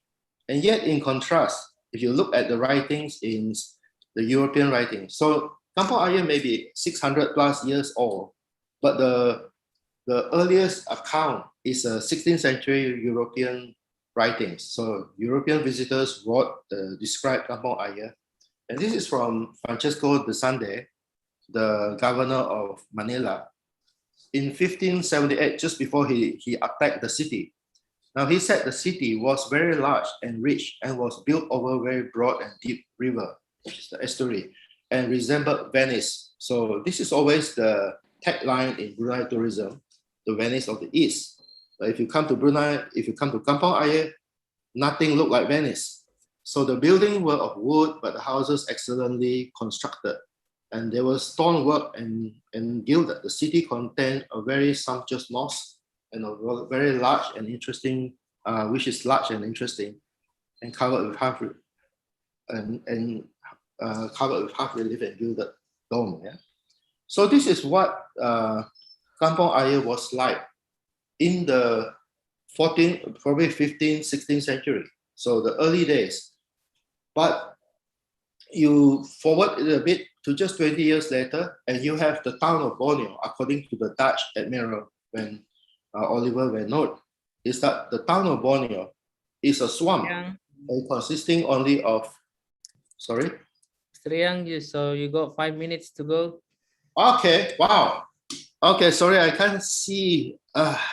Okay, so this is a house there's a city that is now just 300 houses. So what happened? Actually, Kampong Ayer before the Castella War has maybe many traditional and great architecture, but the Castella War really decimated Brunei. And since then there was civil war, and the British was the one who came and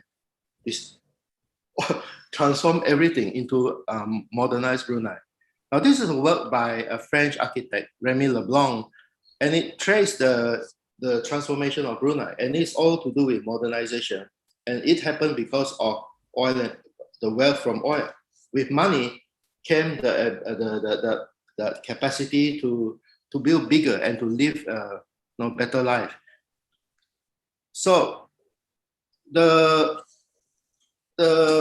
what we can glean from looking at the structure of Kampong Ayer is that the structure is a product of interaction between people and the environment. So dwellings are just basic shelters with basic structures, but it's very much related to people's size and dimension. And I'm just going to go. So if you look at it, it is an emergent property of this complex interaction. And it includes, because of the endurable nature of the material, it adopts a lot of modern material and modern designs quickly to improve the durability of the structure. So from a genius of place perspective, the main genius in the estuary is the mangrove. And if you look at commonality between Kampong Ayer and mangroves, there are a lot. So they occur in clumps, in clusters, on mud flats, and it has stilt structures, but the stilt structures are interesting because stilt structures in Kampong Ayer are multiple structures. So whole army of stilts coming down, and yet the house still can tilt, and as they get destabilized, they put on tongkats, menongkat it so that it stays up. So So there's a rapid rate of recycling, and it's highly ecological. So if you look at this picture, you can see the evolution of stilts in Kampong Ayer. For on this side, you can see older stilts where you have timber stilts with just this kanching just to stabilize. Then it was replaced by concrete stilts with basically a civil engineering pier and beam structure. Now, beneath this anchor is 12 akau poles that are piled into the ground. So this is the thing that we can learn from biomimicry. Rather than just strengthening single piles and vertical piles, why don't you learn from the actual genius, the mangrove, and have piles that are networked, which will be much more stable. So also there are people putting protective cover, PVC pipes, just to protect even the concrete beams, the piers, and especially the wooden ones. So PVC, something that can keep up the kapangs would be excellent. So the idea of this is that mangrove will induce siltation, and this drives the process. And so we could use this process to deal with the trash problem, which is a major problem in Kampong Ayer. Because of the design structure, trash tend to get sucked in to the Kampong Ayer area and build up. And as you can see, land build up below. So these are the natural, we see a very ecological relationship between people and the environment.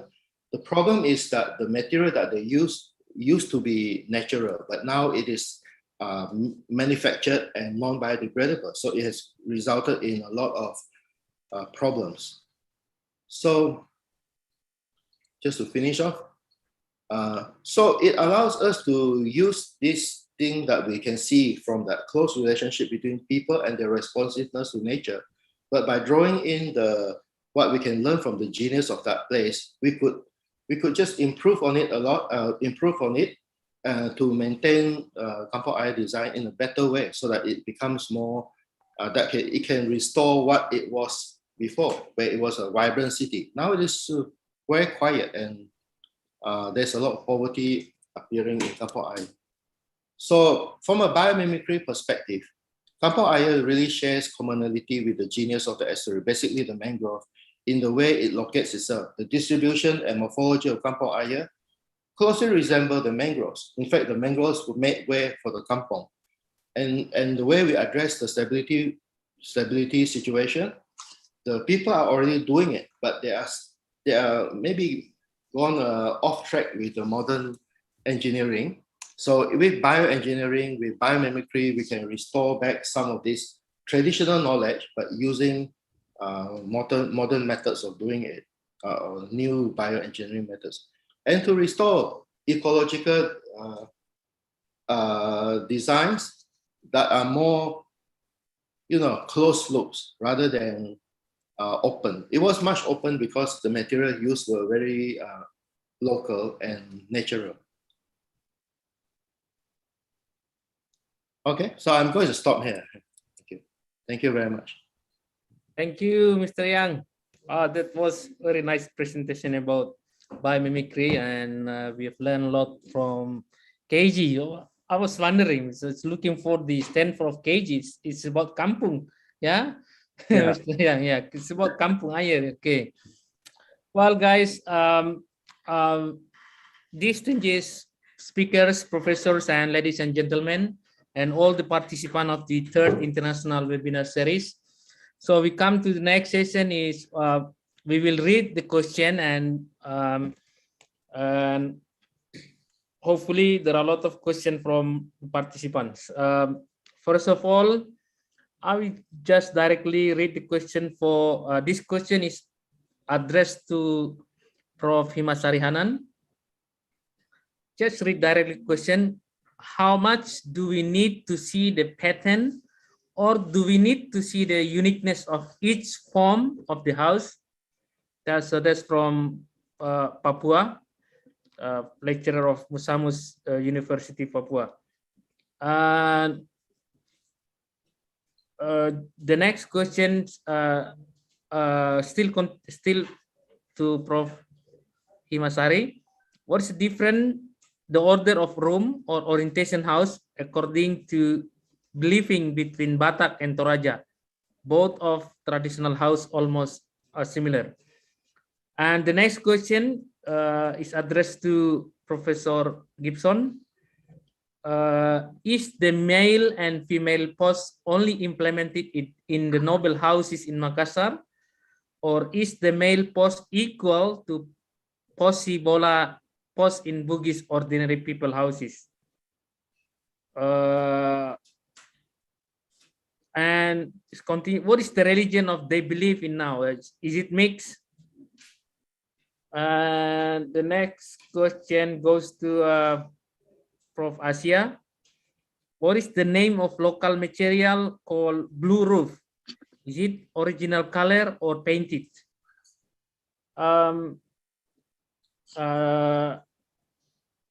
That's the first session. So also I think Mr. Yang, you can comment on the mimicry of the architecture of local houses. I'd like to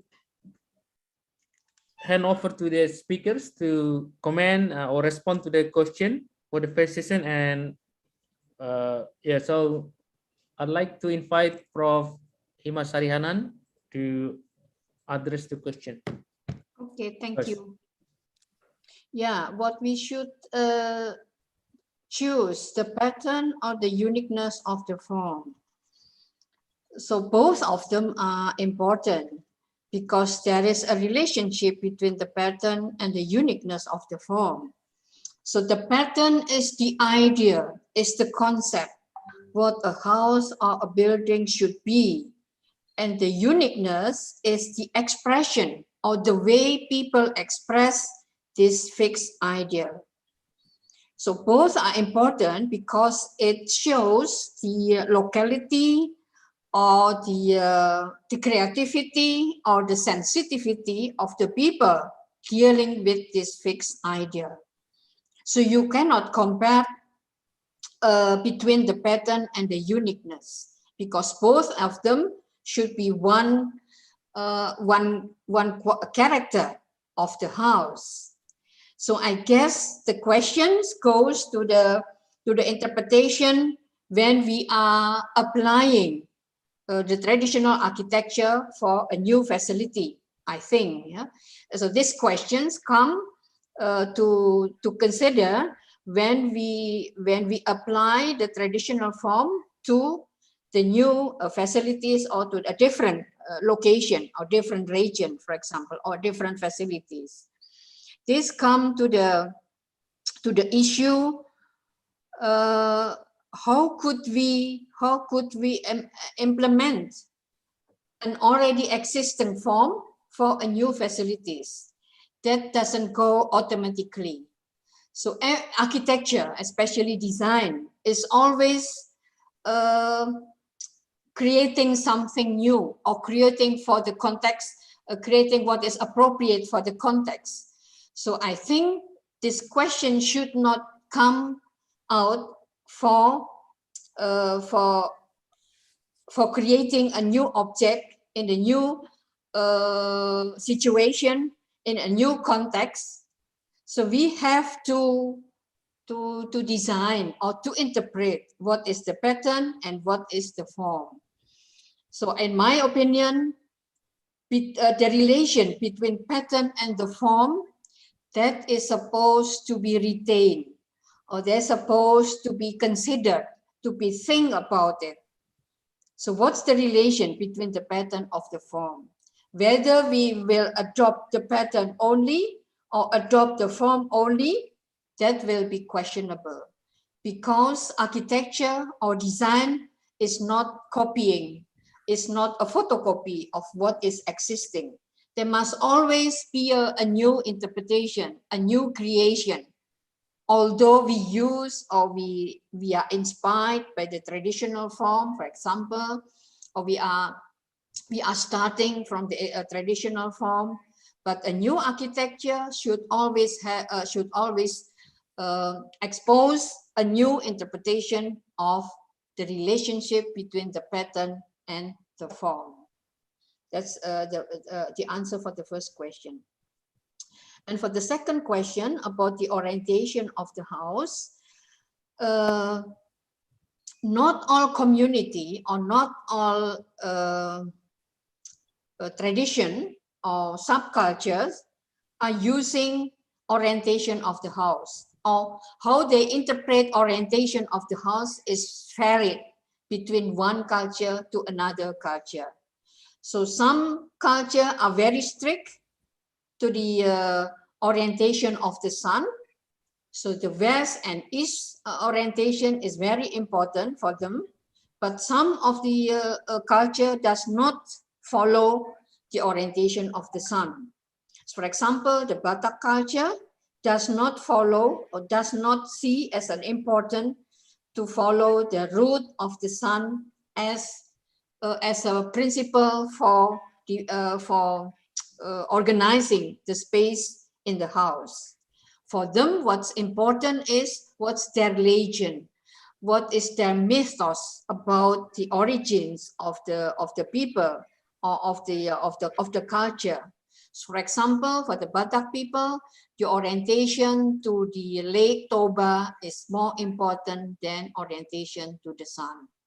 So it varies. It depends on the culture, or maybe from the location, from the specialties of the location, for example. Then it depends to each culture. So for the Batak people, for example, the social system is more important. So the kinship is very important. So the orientation to the west or east orientation, it works in the arrangement, how the people sit, how is people organize the ritual or the festival or the sitting place of the people during the ritual, that may be applied in that direction. But for the house orientation, not every subculture is following the same.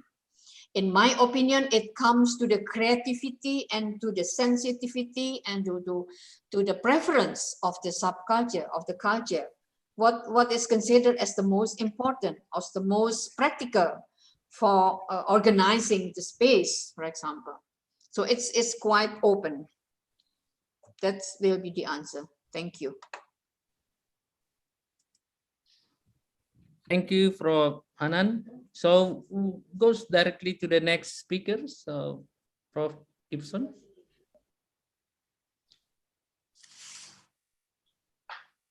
The first question is about the existence of the male and female house posts and is fairly simple. I encountered this in Ara, but even neighboring desa did not seem to have this. The more universal thing you find in South Sulawesi is a single central post. And I don't even know if it has gender. I mean, if people who have studied elsewhere, like Andi Abida, can help with that, whether the Tanga, the central post, has a gender among the Bugis or not. I don't know. This is characteristic of all of Indonesia. I think that people maintain distinctions at a very local level between their adat and those of their neighbors. The people in Ara would offer that perhaps it was, I mean, the men were away 9 months a year in the 1980s building their boats on other islands where there were still forests. The whole thing is gone now because the forests have all been cut down and exported for furniture elsewhere, I think. They used every scrap of wood themselves when they were building their boats. The question about religion in Ara is a very complicated one. I've already written 2 books on this subject. It was a very confusing situation for me. The photograph I showed you of Abdul Hakim, he was a militant in the Darul Islam movement in the 1950s. And one of our neighbors had actually been in the personal bodyguard of Kahar Muzakkar. Bulukumba is famous in Indonesia now for being one of the first kabupaten to introduce Sharia bylaws. So these are very devout Muslims, but this does not exclude many other practices. And in an architectural presentation like this, perhaps I should have spoken about the three basic types of architecture in a village like that. It's the house, the mosque, and the school. And as I've been thinking about this for 30 years, I now see each of these structures as actually providing grounds for three different ontologies, right? Very basic differences of perception of being.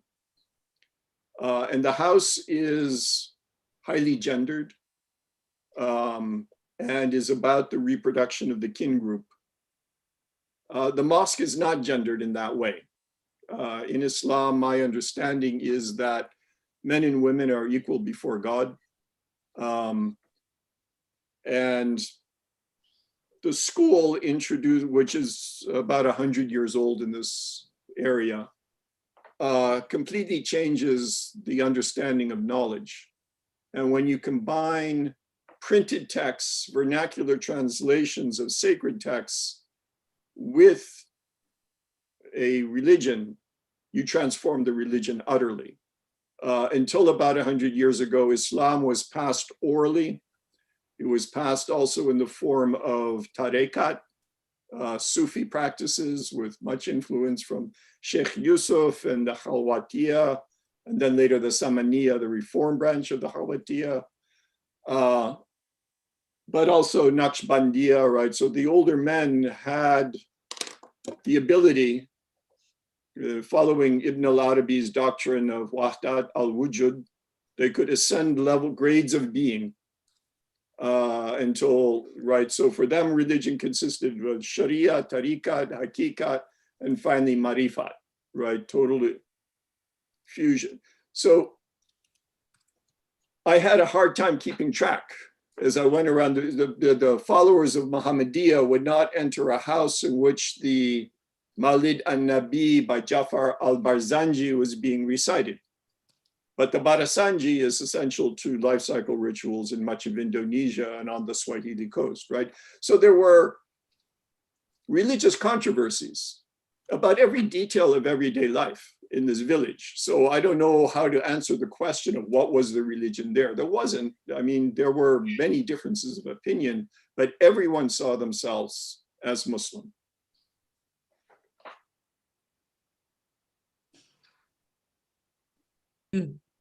Prof. Gibson, that's very interesting. So we go to Prof. Asia. So thank you very much. For your information, I mentioned the word blue roof, referring to the color of the roof of the example of various type of houses. Actually, the blue roof is made of metal decking, blue metal decking. But if you refer to the traditional Malay house, before the roof majority is made of atap nipah, then zinc, then different type of building material. Thank you. That's the first session. I think we do not need to offer go backs, but we still have some question for Prof. Himasari, Prof. Hanan. Could Ibu please give more explanation about your interesting conclusion of morphology, function, flexibility, and fractal patterns to be related back to Alexander's theory of language pattern? And then that's for Prof. Hanan and Prof. Gibson. Could you please give more example and explanation to strengthen this seemingly archipelago-oriented concept? To Mr. Yang, it's about sustainability. I think how long or how many the house survived in Kampung Ayer, because the house built above the water, and that's to Prof. to Mr. Yang. So first of all, I'd like to provide opportunity to Prof. Hanan. So would you like to address the question, please? Yeah, thank you for the opportunity. Yeah, so I would like to explain that traditional people actually has endured a long time for formulating or creating their unique traditional form. And they are going through a deep thought about creating that form. So when we are using, or how do you say that, adopting their traditional form to a new condition or to a new situation, we should appreciate and we should respect their thinking and their creation, as well as when we are using, for example, a fashion design, or Dior or Chanel or however it is, the big name. So there is a copyright property or there is an intellectual property. So that's what I want to say. So the unlucky or the unfortunate traditional people, they have a huge or interesting creation. So we just don't take easily what they are respecting or what they are how do you say that, perceiving for a long time. So suddenly for a very banal function of a very different function, which doesn't relate to their original thought about this form. So actually in this perspective, my expression that a functional flexibility should not just imitate the form of a traditional house, which we see as a popular form because it's nice, it's interesting, it's amazing, it's magnificent. What we have to think or what we have to respect is the magnificent people who have the thought of that form or the creation of that form. So the morphology and the flexibility of the uses of this traditional form, we have to be careful and we have to be respectful to the idea behind the form. In that perspective, actually, is my answer. So the fixed idea behind the traditional form must be understood. And when we want to develop to a new interpretation, that's okay. But we should relate to the idea, what is behind the form. So a new interpretation should be carried out. It's not just adopting or not just imitating. That's the worst thing. It's just imitating by the computer. You just reduce the size or you just enlarge the size, you just stretch the form. And that should take the form of, then we have to think about the fractal principles. When we imitate, when we duplicate, when we make a translation or a rotation of the form, then we have to build up the rules for that. And that's the fractal composition that should be developed in the future. So we have to formulate the rules.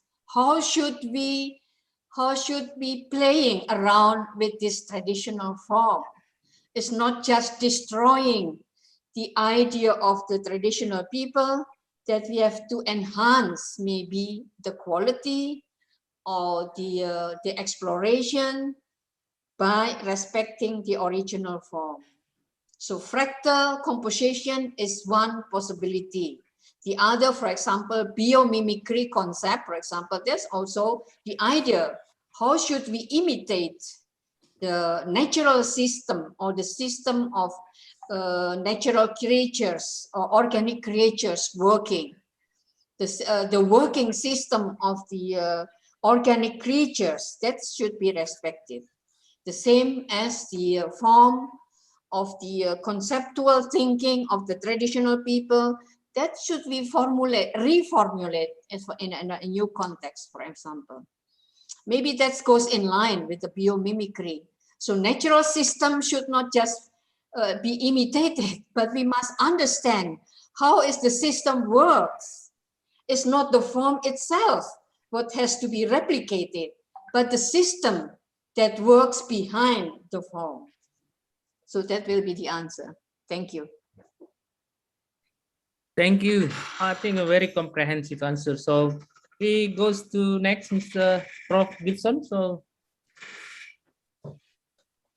Okay, so this was the question from Ria Wikantari about the sea prince and the maiden, the heavenly maiden.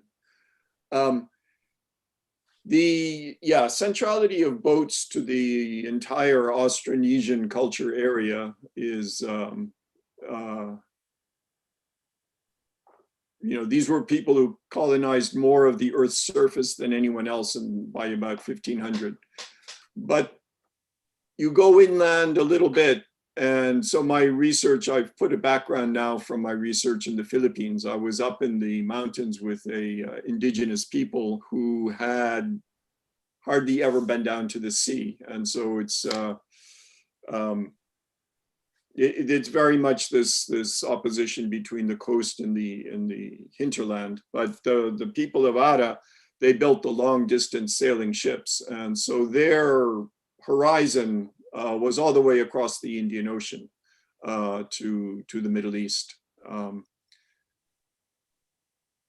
There was another later question about the saying that everything I've been talking about was more or less abandoned in South Sulawesi in the 1990s. And I think that connects to what Professor Hanan was just talking about, is how does one keep a tradition alive? Not just by replicating it and copying it, but finding the underlying impulse in it and adapting it to new materials. I know that the hardwoods are not there anymore. I've read, papers about Kalimantan where it's simply impossible now to build a wooden house. You need to use cement because the hardwood is gone, or it's being replaced by palm oil, right? So, but I think what I was talking about is the inner ontological understanding of the idea that built structures are life forms similar to biological life. And that can be tied to a yet deeper intuition about the unity of being. A mystical understanding of Islam that is, has been under attack by scripturalist readings, right, that insist on the Sharia and nothing more. But in the village, everyone would agree that external form without inner meaning is dead. And so, yes, I suppose it is up to the architects to come up with new interpretations of some of these themes that are very, that are a deep part of the cultures of Southeast Asia.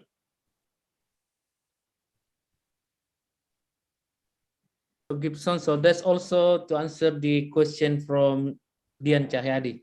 So about, yes, now goes to go to Mr. Yang. So, oh, sorry, to me. Yes. Okay, it's about how all the houses in Kampung Ayer last. Well, I would say we don't know, but I would say there's nothing in Kampung Ayer is older than 50 years. So you see, nothing could last that long. And if you were to, it's because of the nature of the way people interact with the environment and to sustain their lifestyle. The house can last a long time. It's just because they keep on shoring it up with materials. So if you were to look at the houses at the turn of the century, the one that was made from nipa, thatch roof, and mangrove poles, they don't last 20 years, less than that.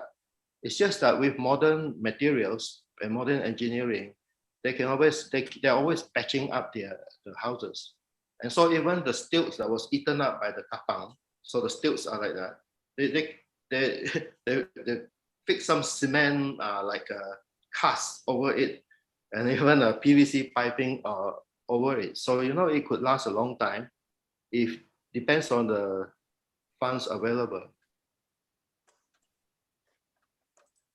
Okay, thank you, Mr. Yang. We still have time. I'd like to go to the host. So do we open session? Or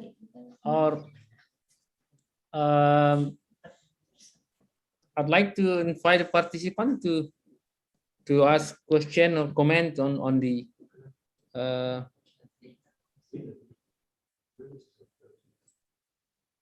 topic that we have discussed today. I'd like to request to the host to open the session so that the participant can ask question directly and can address question directly to the speakers. Yeah, so the host has opened the Zoom, so the participant can ask question by raising their hand or speak directly to this 4 prominent speakers today.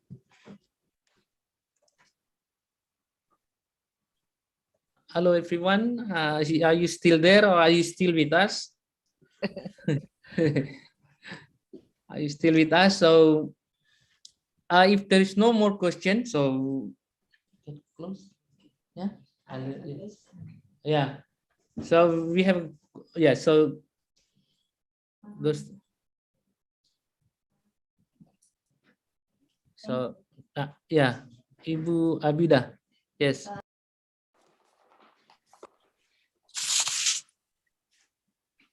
You're on mute. Can you unmute your Zoom, please? Yeah.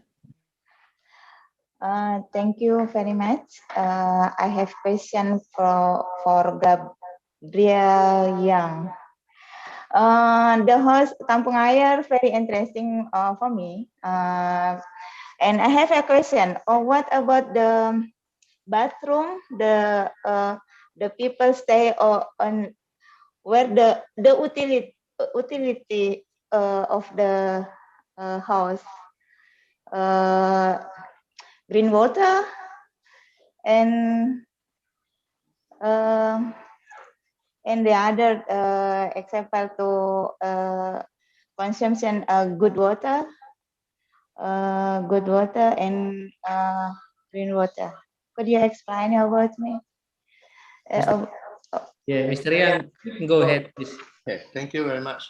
Yeah, well, since the modern era, there's the National Development Plan. Kampung Ayer was forgotten for a while the transition moved to land. But then they start to connect all the utilities to Kampung Ayer. So there's electricity, water, all the kinds of modern amenities, except sewage.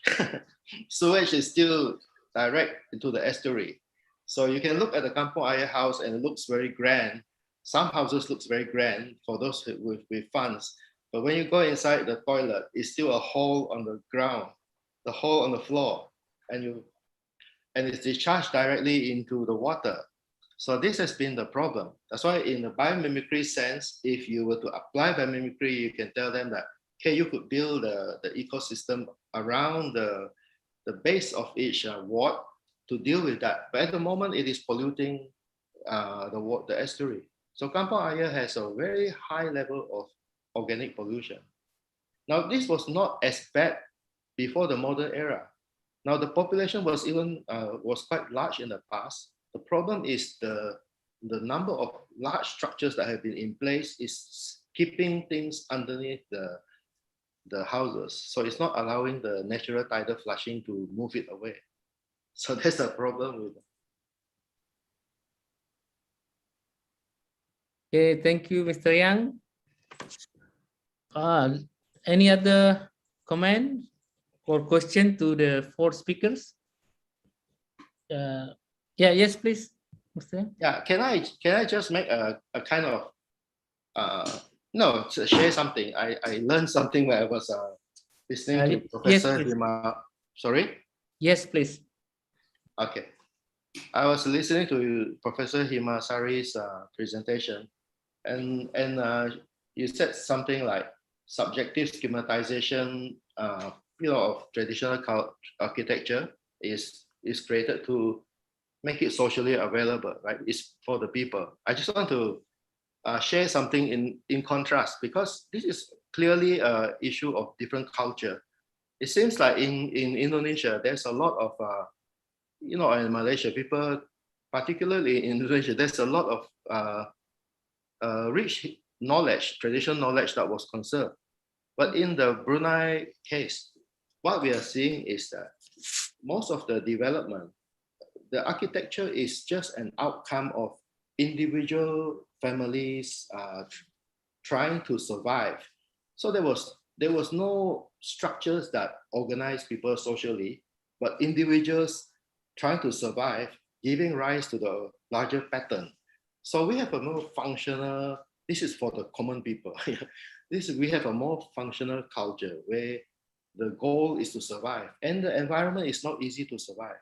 Now, why people live in the estuary is another question for another discussion. But living in the estuary is not easy, and so people are always looking for ways to survive.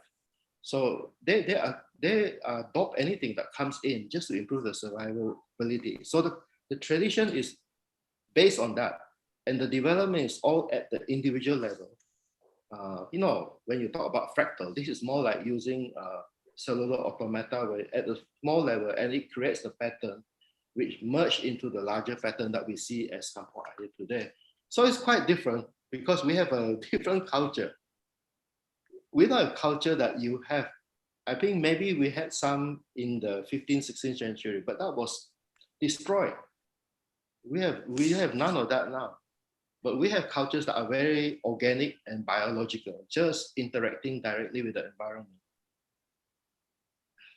Just an observation that I Yes, that's very good observation. So would you like to say something, Prof. Hanan? I'd like to, yeah. I will be delighted that we have that we can have a discussion on that. Yeah, so that's the difference between the hinterland and the coastal, maybe. So the case of Brunei is more to the coastal culture, yeah. Yeah. What the nice buildings result from the hinterland people, or mostly of the agricultural civilization. So that makes the difference. So most of the amazing or magnificent artifact comes from the agriculture civilization. So people who are having more time, they have more rhythmic, so when they are planting, they have to wait from the crops to come. So that's why they have more time to think about others, about crafting, about a creation or making their house beautiful and so on. That's related to the agriculture people. So when we go to the coastal cities, this is completely different. So that comes also to the encounter of different culture, different religion. What is mentioned by Professor Gibson, that come from the people who is near the coast, who have the interaction with other people from other regions, and they comes completely different results. The settlements, the way they are, so that's why imitating just the form should be a sin, because the life of the people is completely different. It comes to the localities, it comes to the natural surrounding where the people stay. When we make the same form, but the context is metropolitan, the context is on the water, for example, that doesn't go or doesn't match each other. So that was interesting, actually. how is people respecting the environment and the local situation, that should be studied actually. It's not the form itself. So the survival is actually the basic theme for all of the settlement. So for the people who are making the boundaries, it's actually also out of the survival strategy. They have to protect their natural resources, their crops for their groups, because there is always the history of, how do you say that, war, history of fighting of each other, and how big is the group because of the natural resources. The people who has interaction with the other, from trades, for example, then they have a different perception of the world. They have to be open. They have to be inviting people, not protecting the cluster. Yeah. So that comes the story actually between the hinterland and the coastal, between the influence of the interaction of people from trade, from religion, from war, from fighting. Then comes the variation of the so the big sultanate of the Payakumbuh, who was maybe the rich community, is completely different. They have more time, more ease to handle the architecture, to handle the buildings. That is a quite different history, for example. Yeah, we haven't come to that dimension. We're just talking about the a certain culture or certain expression of architecture. But when we come further for the interaction between people, then will be more story, will be more hours to discuss about that. Yeah, thank you, Mr. Moderator. Yeah. Thank you, Prof. Hanan. Yeah, I still have time, so if there are anyone would like to comment or ask question before I close the session. Excuse me. Yes, Mr. Dian. Okay, thank you. Yeah. To Mr. Gibson, this is the one I always read his book. So, thank you for the explanation of my question earlier. But my concern is the problem in modern population times in really a concern for me that the preservation of traditional of Bugis Makassar building, I just think is a memory about the principle, about the symbolism in element in the house. This is exacerbated by the distortion of brutally abuse use of symbols element that generally occur on the basis of ignorance. Ignorance can be interpreted that in knowledge there really is problem about inheritance. So in the Makassar towns, the samples, I don't see anymore the traditional house in which we can find only the specialist place like the Balalompoa. I don't know where I find the traditional, except in the rural areas, in the other regencies. But the problem in the rural areas now, in the future time, will be the concern we can find similarly in Makassar today, since about 90s I released about the there is an inheritance problem. What about Mr. Professor Gibson's? Yes. Professor, would guidance you like to or address the explanation. comment Thank you, from thank you, thank you. Mr. Cahyadi? Yeah, I don't know. There's even, I think, concern about the survival of local languages. How long will Bugis and Makassar be spoken? Everyone goes to school in Bahasa Indonesia. There's a whole literature that disappears unless it's translated, I guess, into Indonesian. Indonesia is a big enough place that Indonesian, the language, will be okay. But I don't like to think of it as the preservation of tradition, but how to keep traditions alive, which means that they're constantly changing, but not being overwhelmed by a global consumer culture. So I was quite shocked myself. I was in ARA 1988, 1989. Then I had children, so I couldn't travel. I came back in 2000 to Makassar, and there were shopping malls everywhere, right? There was this flood of cheap consumer goods coming out of China. And just 10 years earlier, in the village, there was some electricity at night, but then it would go off every day. And so people would still tell the Sindrali, the epics of the heroes like Datu Museng or Dalam Batua at weddings. And by 2000, people had satellite television, all gone, right? So I don't know how you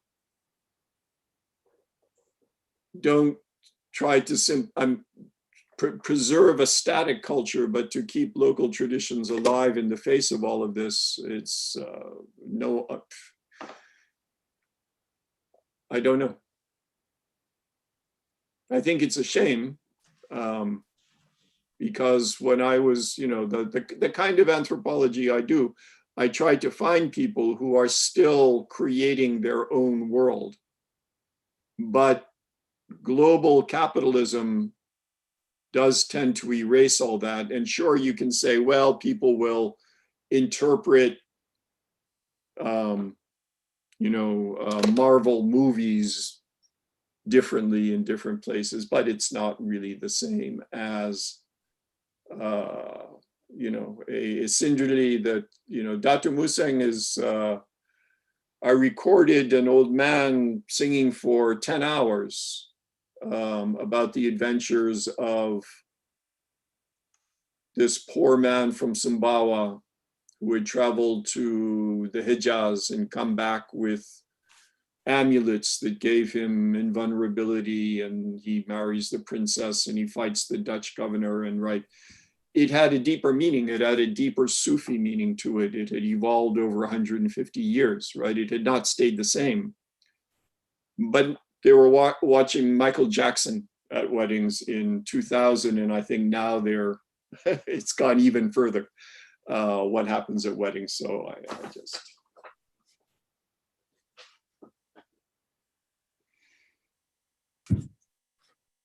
Okay, thank you. Thank you, bro. Prof. Gibson. So I think I may not open the next session, so it's time for us. But I just like to remind for all the participants that after the closing from the moderators, there will be an announcement from the host on the issue of the next event. Distinguished professors, speakers, and ladies and gentlemen, of course, the most important thing is I'd like to say thank you very much for the all speakers, Professor Himas Arihanan and from Institute Teknologi Bandung, and Professor Gibson from University of Rochester, and Professor Asia from International Islamic University of Malaysia, and Mr. Yang from University of Brunei Darussalam. I think, of course, I may not give a single conclusion for those topics, but I believe everyone has their own interpretation of the talk today, and they own their understanding of the topic today, and of course it's very lively discussion, and it's very relevant to the modern day of living. Well, by saying Alhamdulillahirabbil alamin, and I'd like to close the session, and I'd like to return to the host. Assalamualaikum warahmatullahi wabarakatuh. Waalaikumsalam warahmatullahi wabarakatuh. Okay, thank you for Mr. Amirullah Abdu for guiding this webinar. Okay, ladies and gentlemen, we finally come to the end of the webinar. I'd like to thank the speakers for informative and interesting presentation, and all participants for your active participation. Hopefully, the webinar will be beneficial for everybody. Okay, before ending this webinar, I'd like to say my apologies to all the speakers and all participants for any mistake during webinar is going on.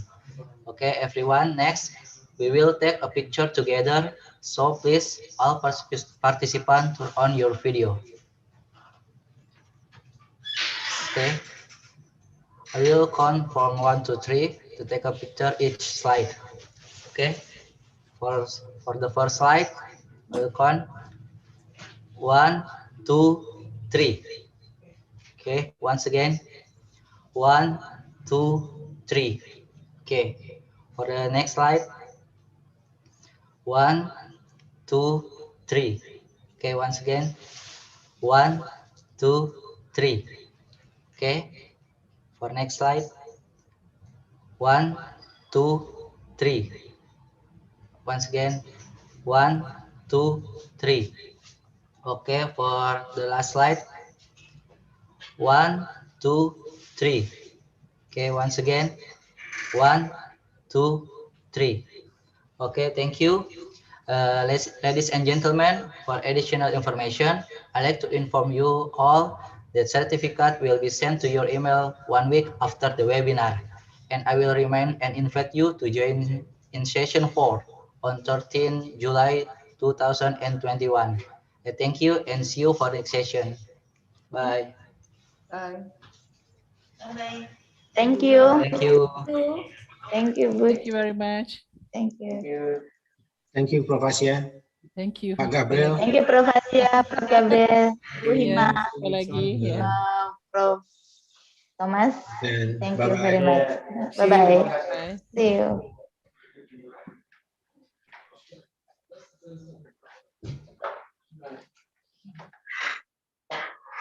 Kasih stop dulu. Baru ngomong di belakang.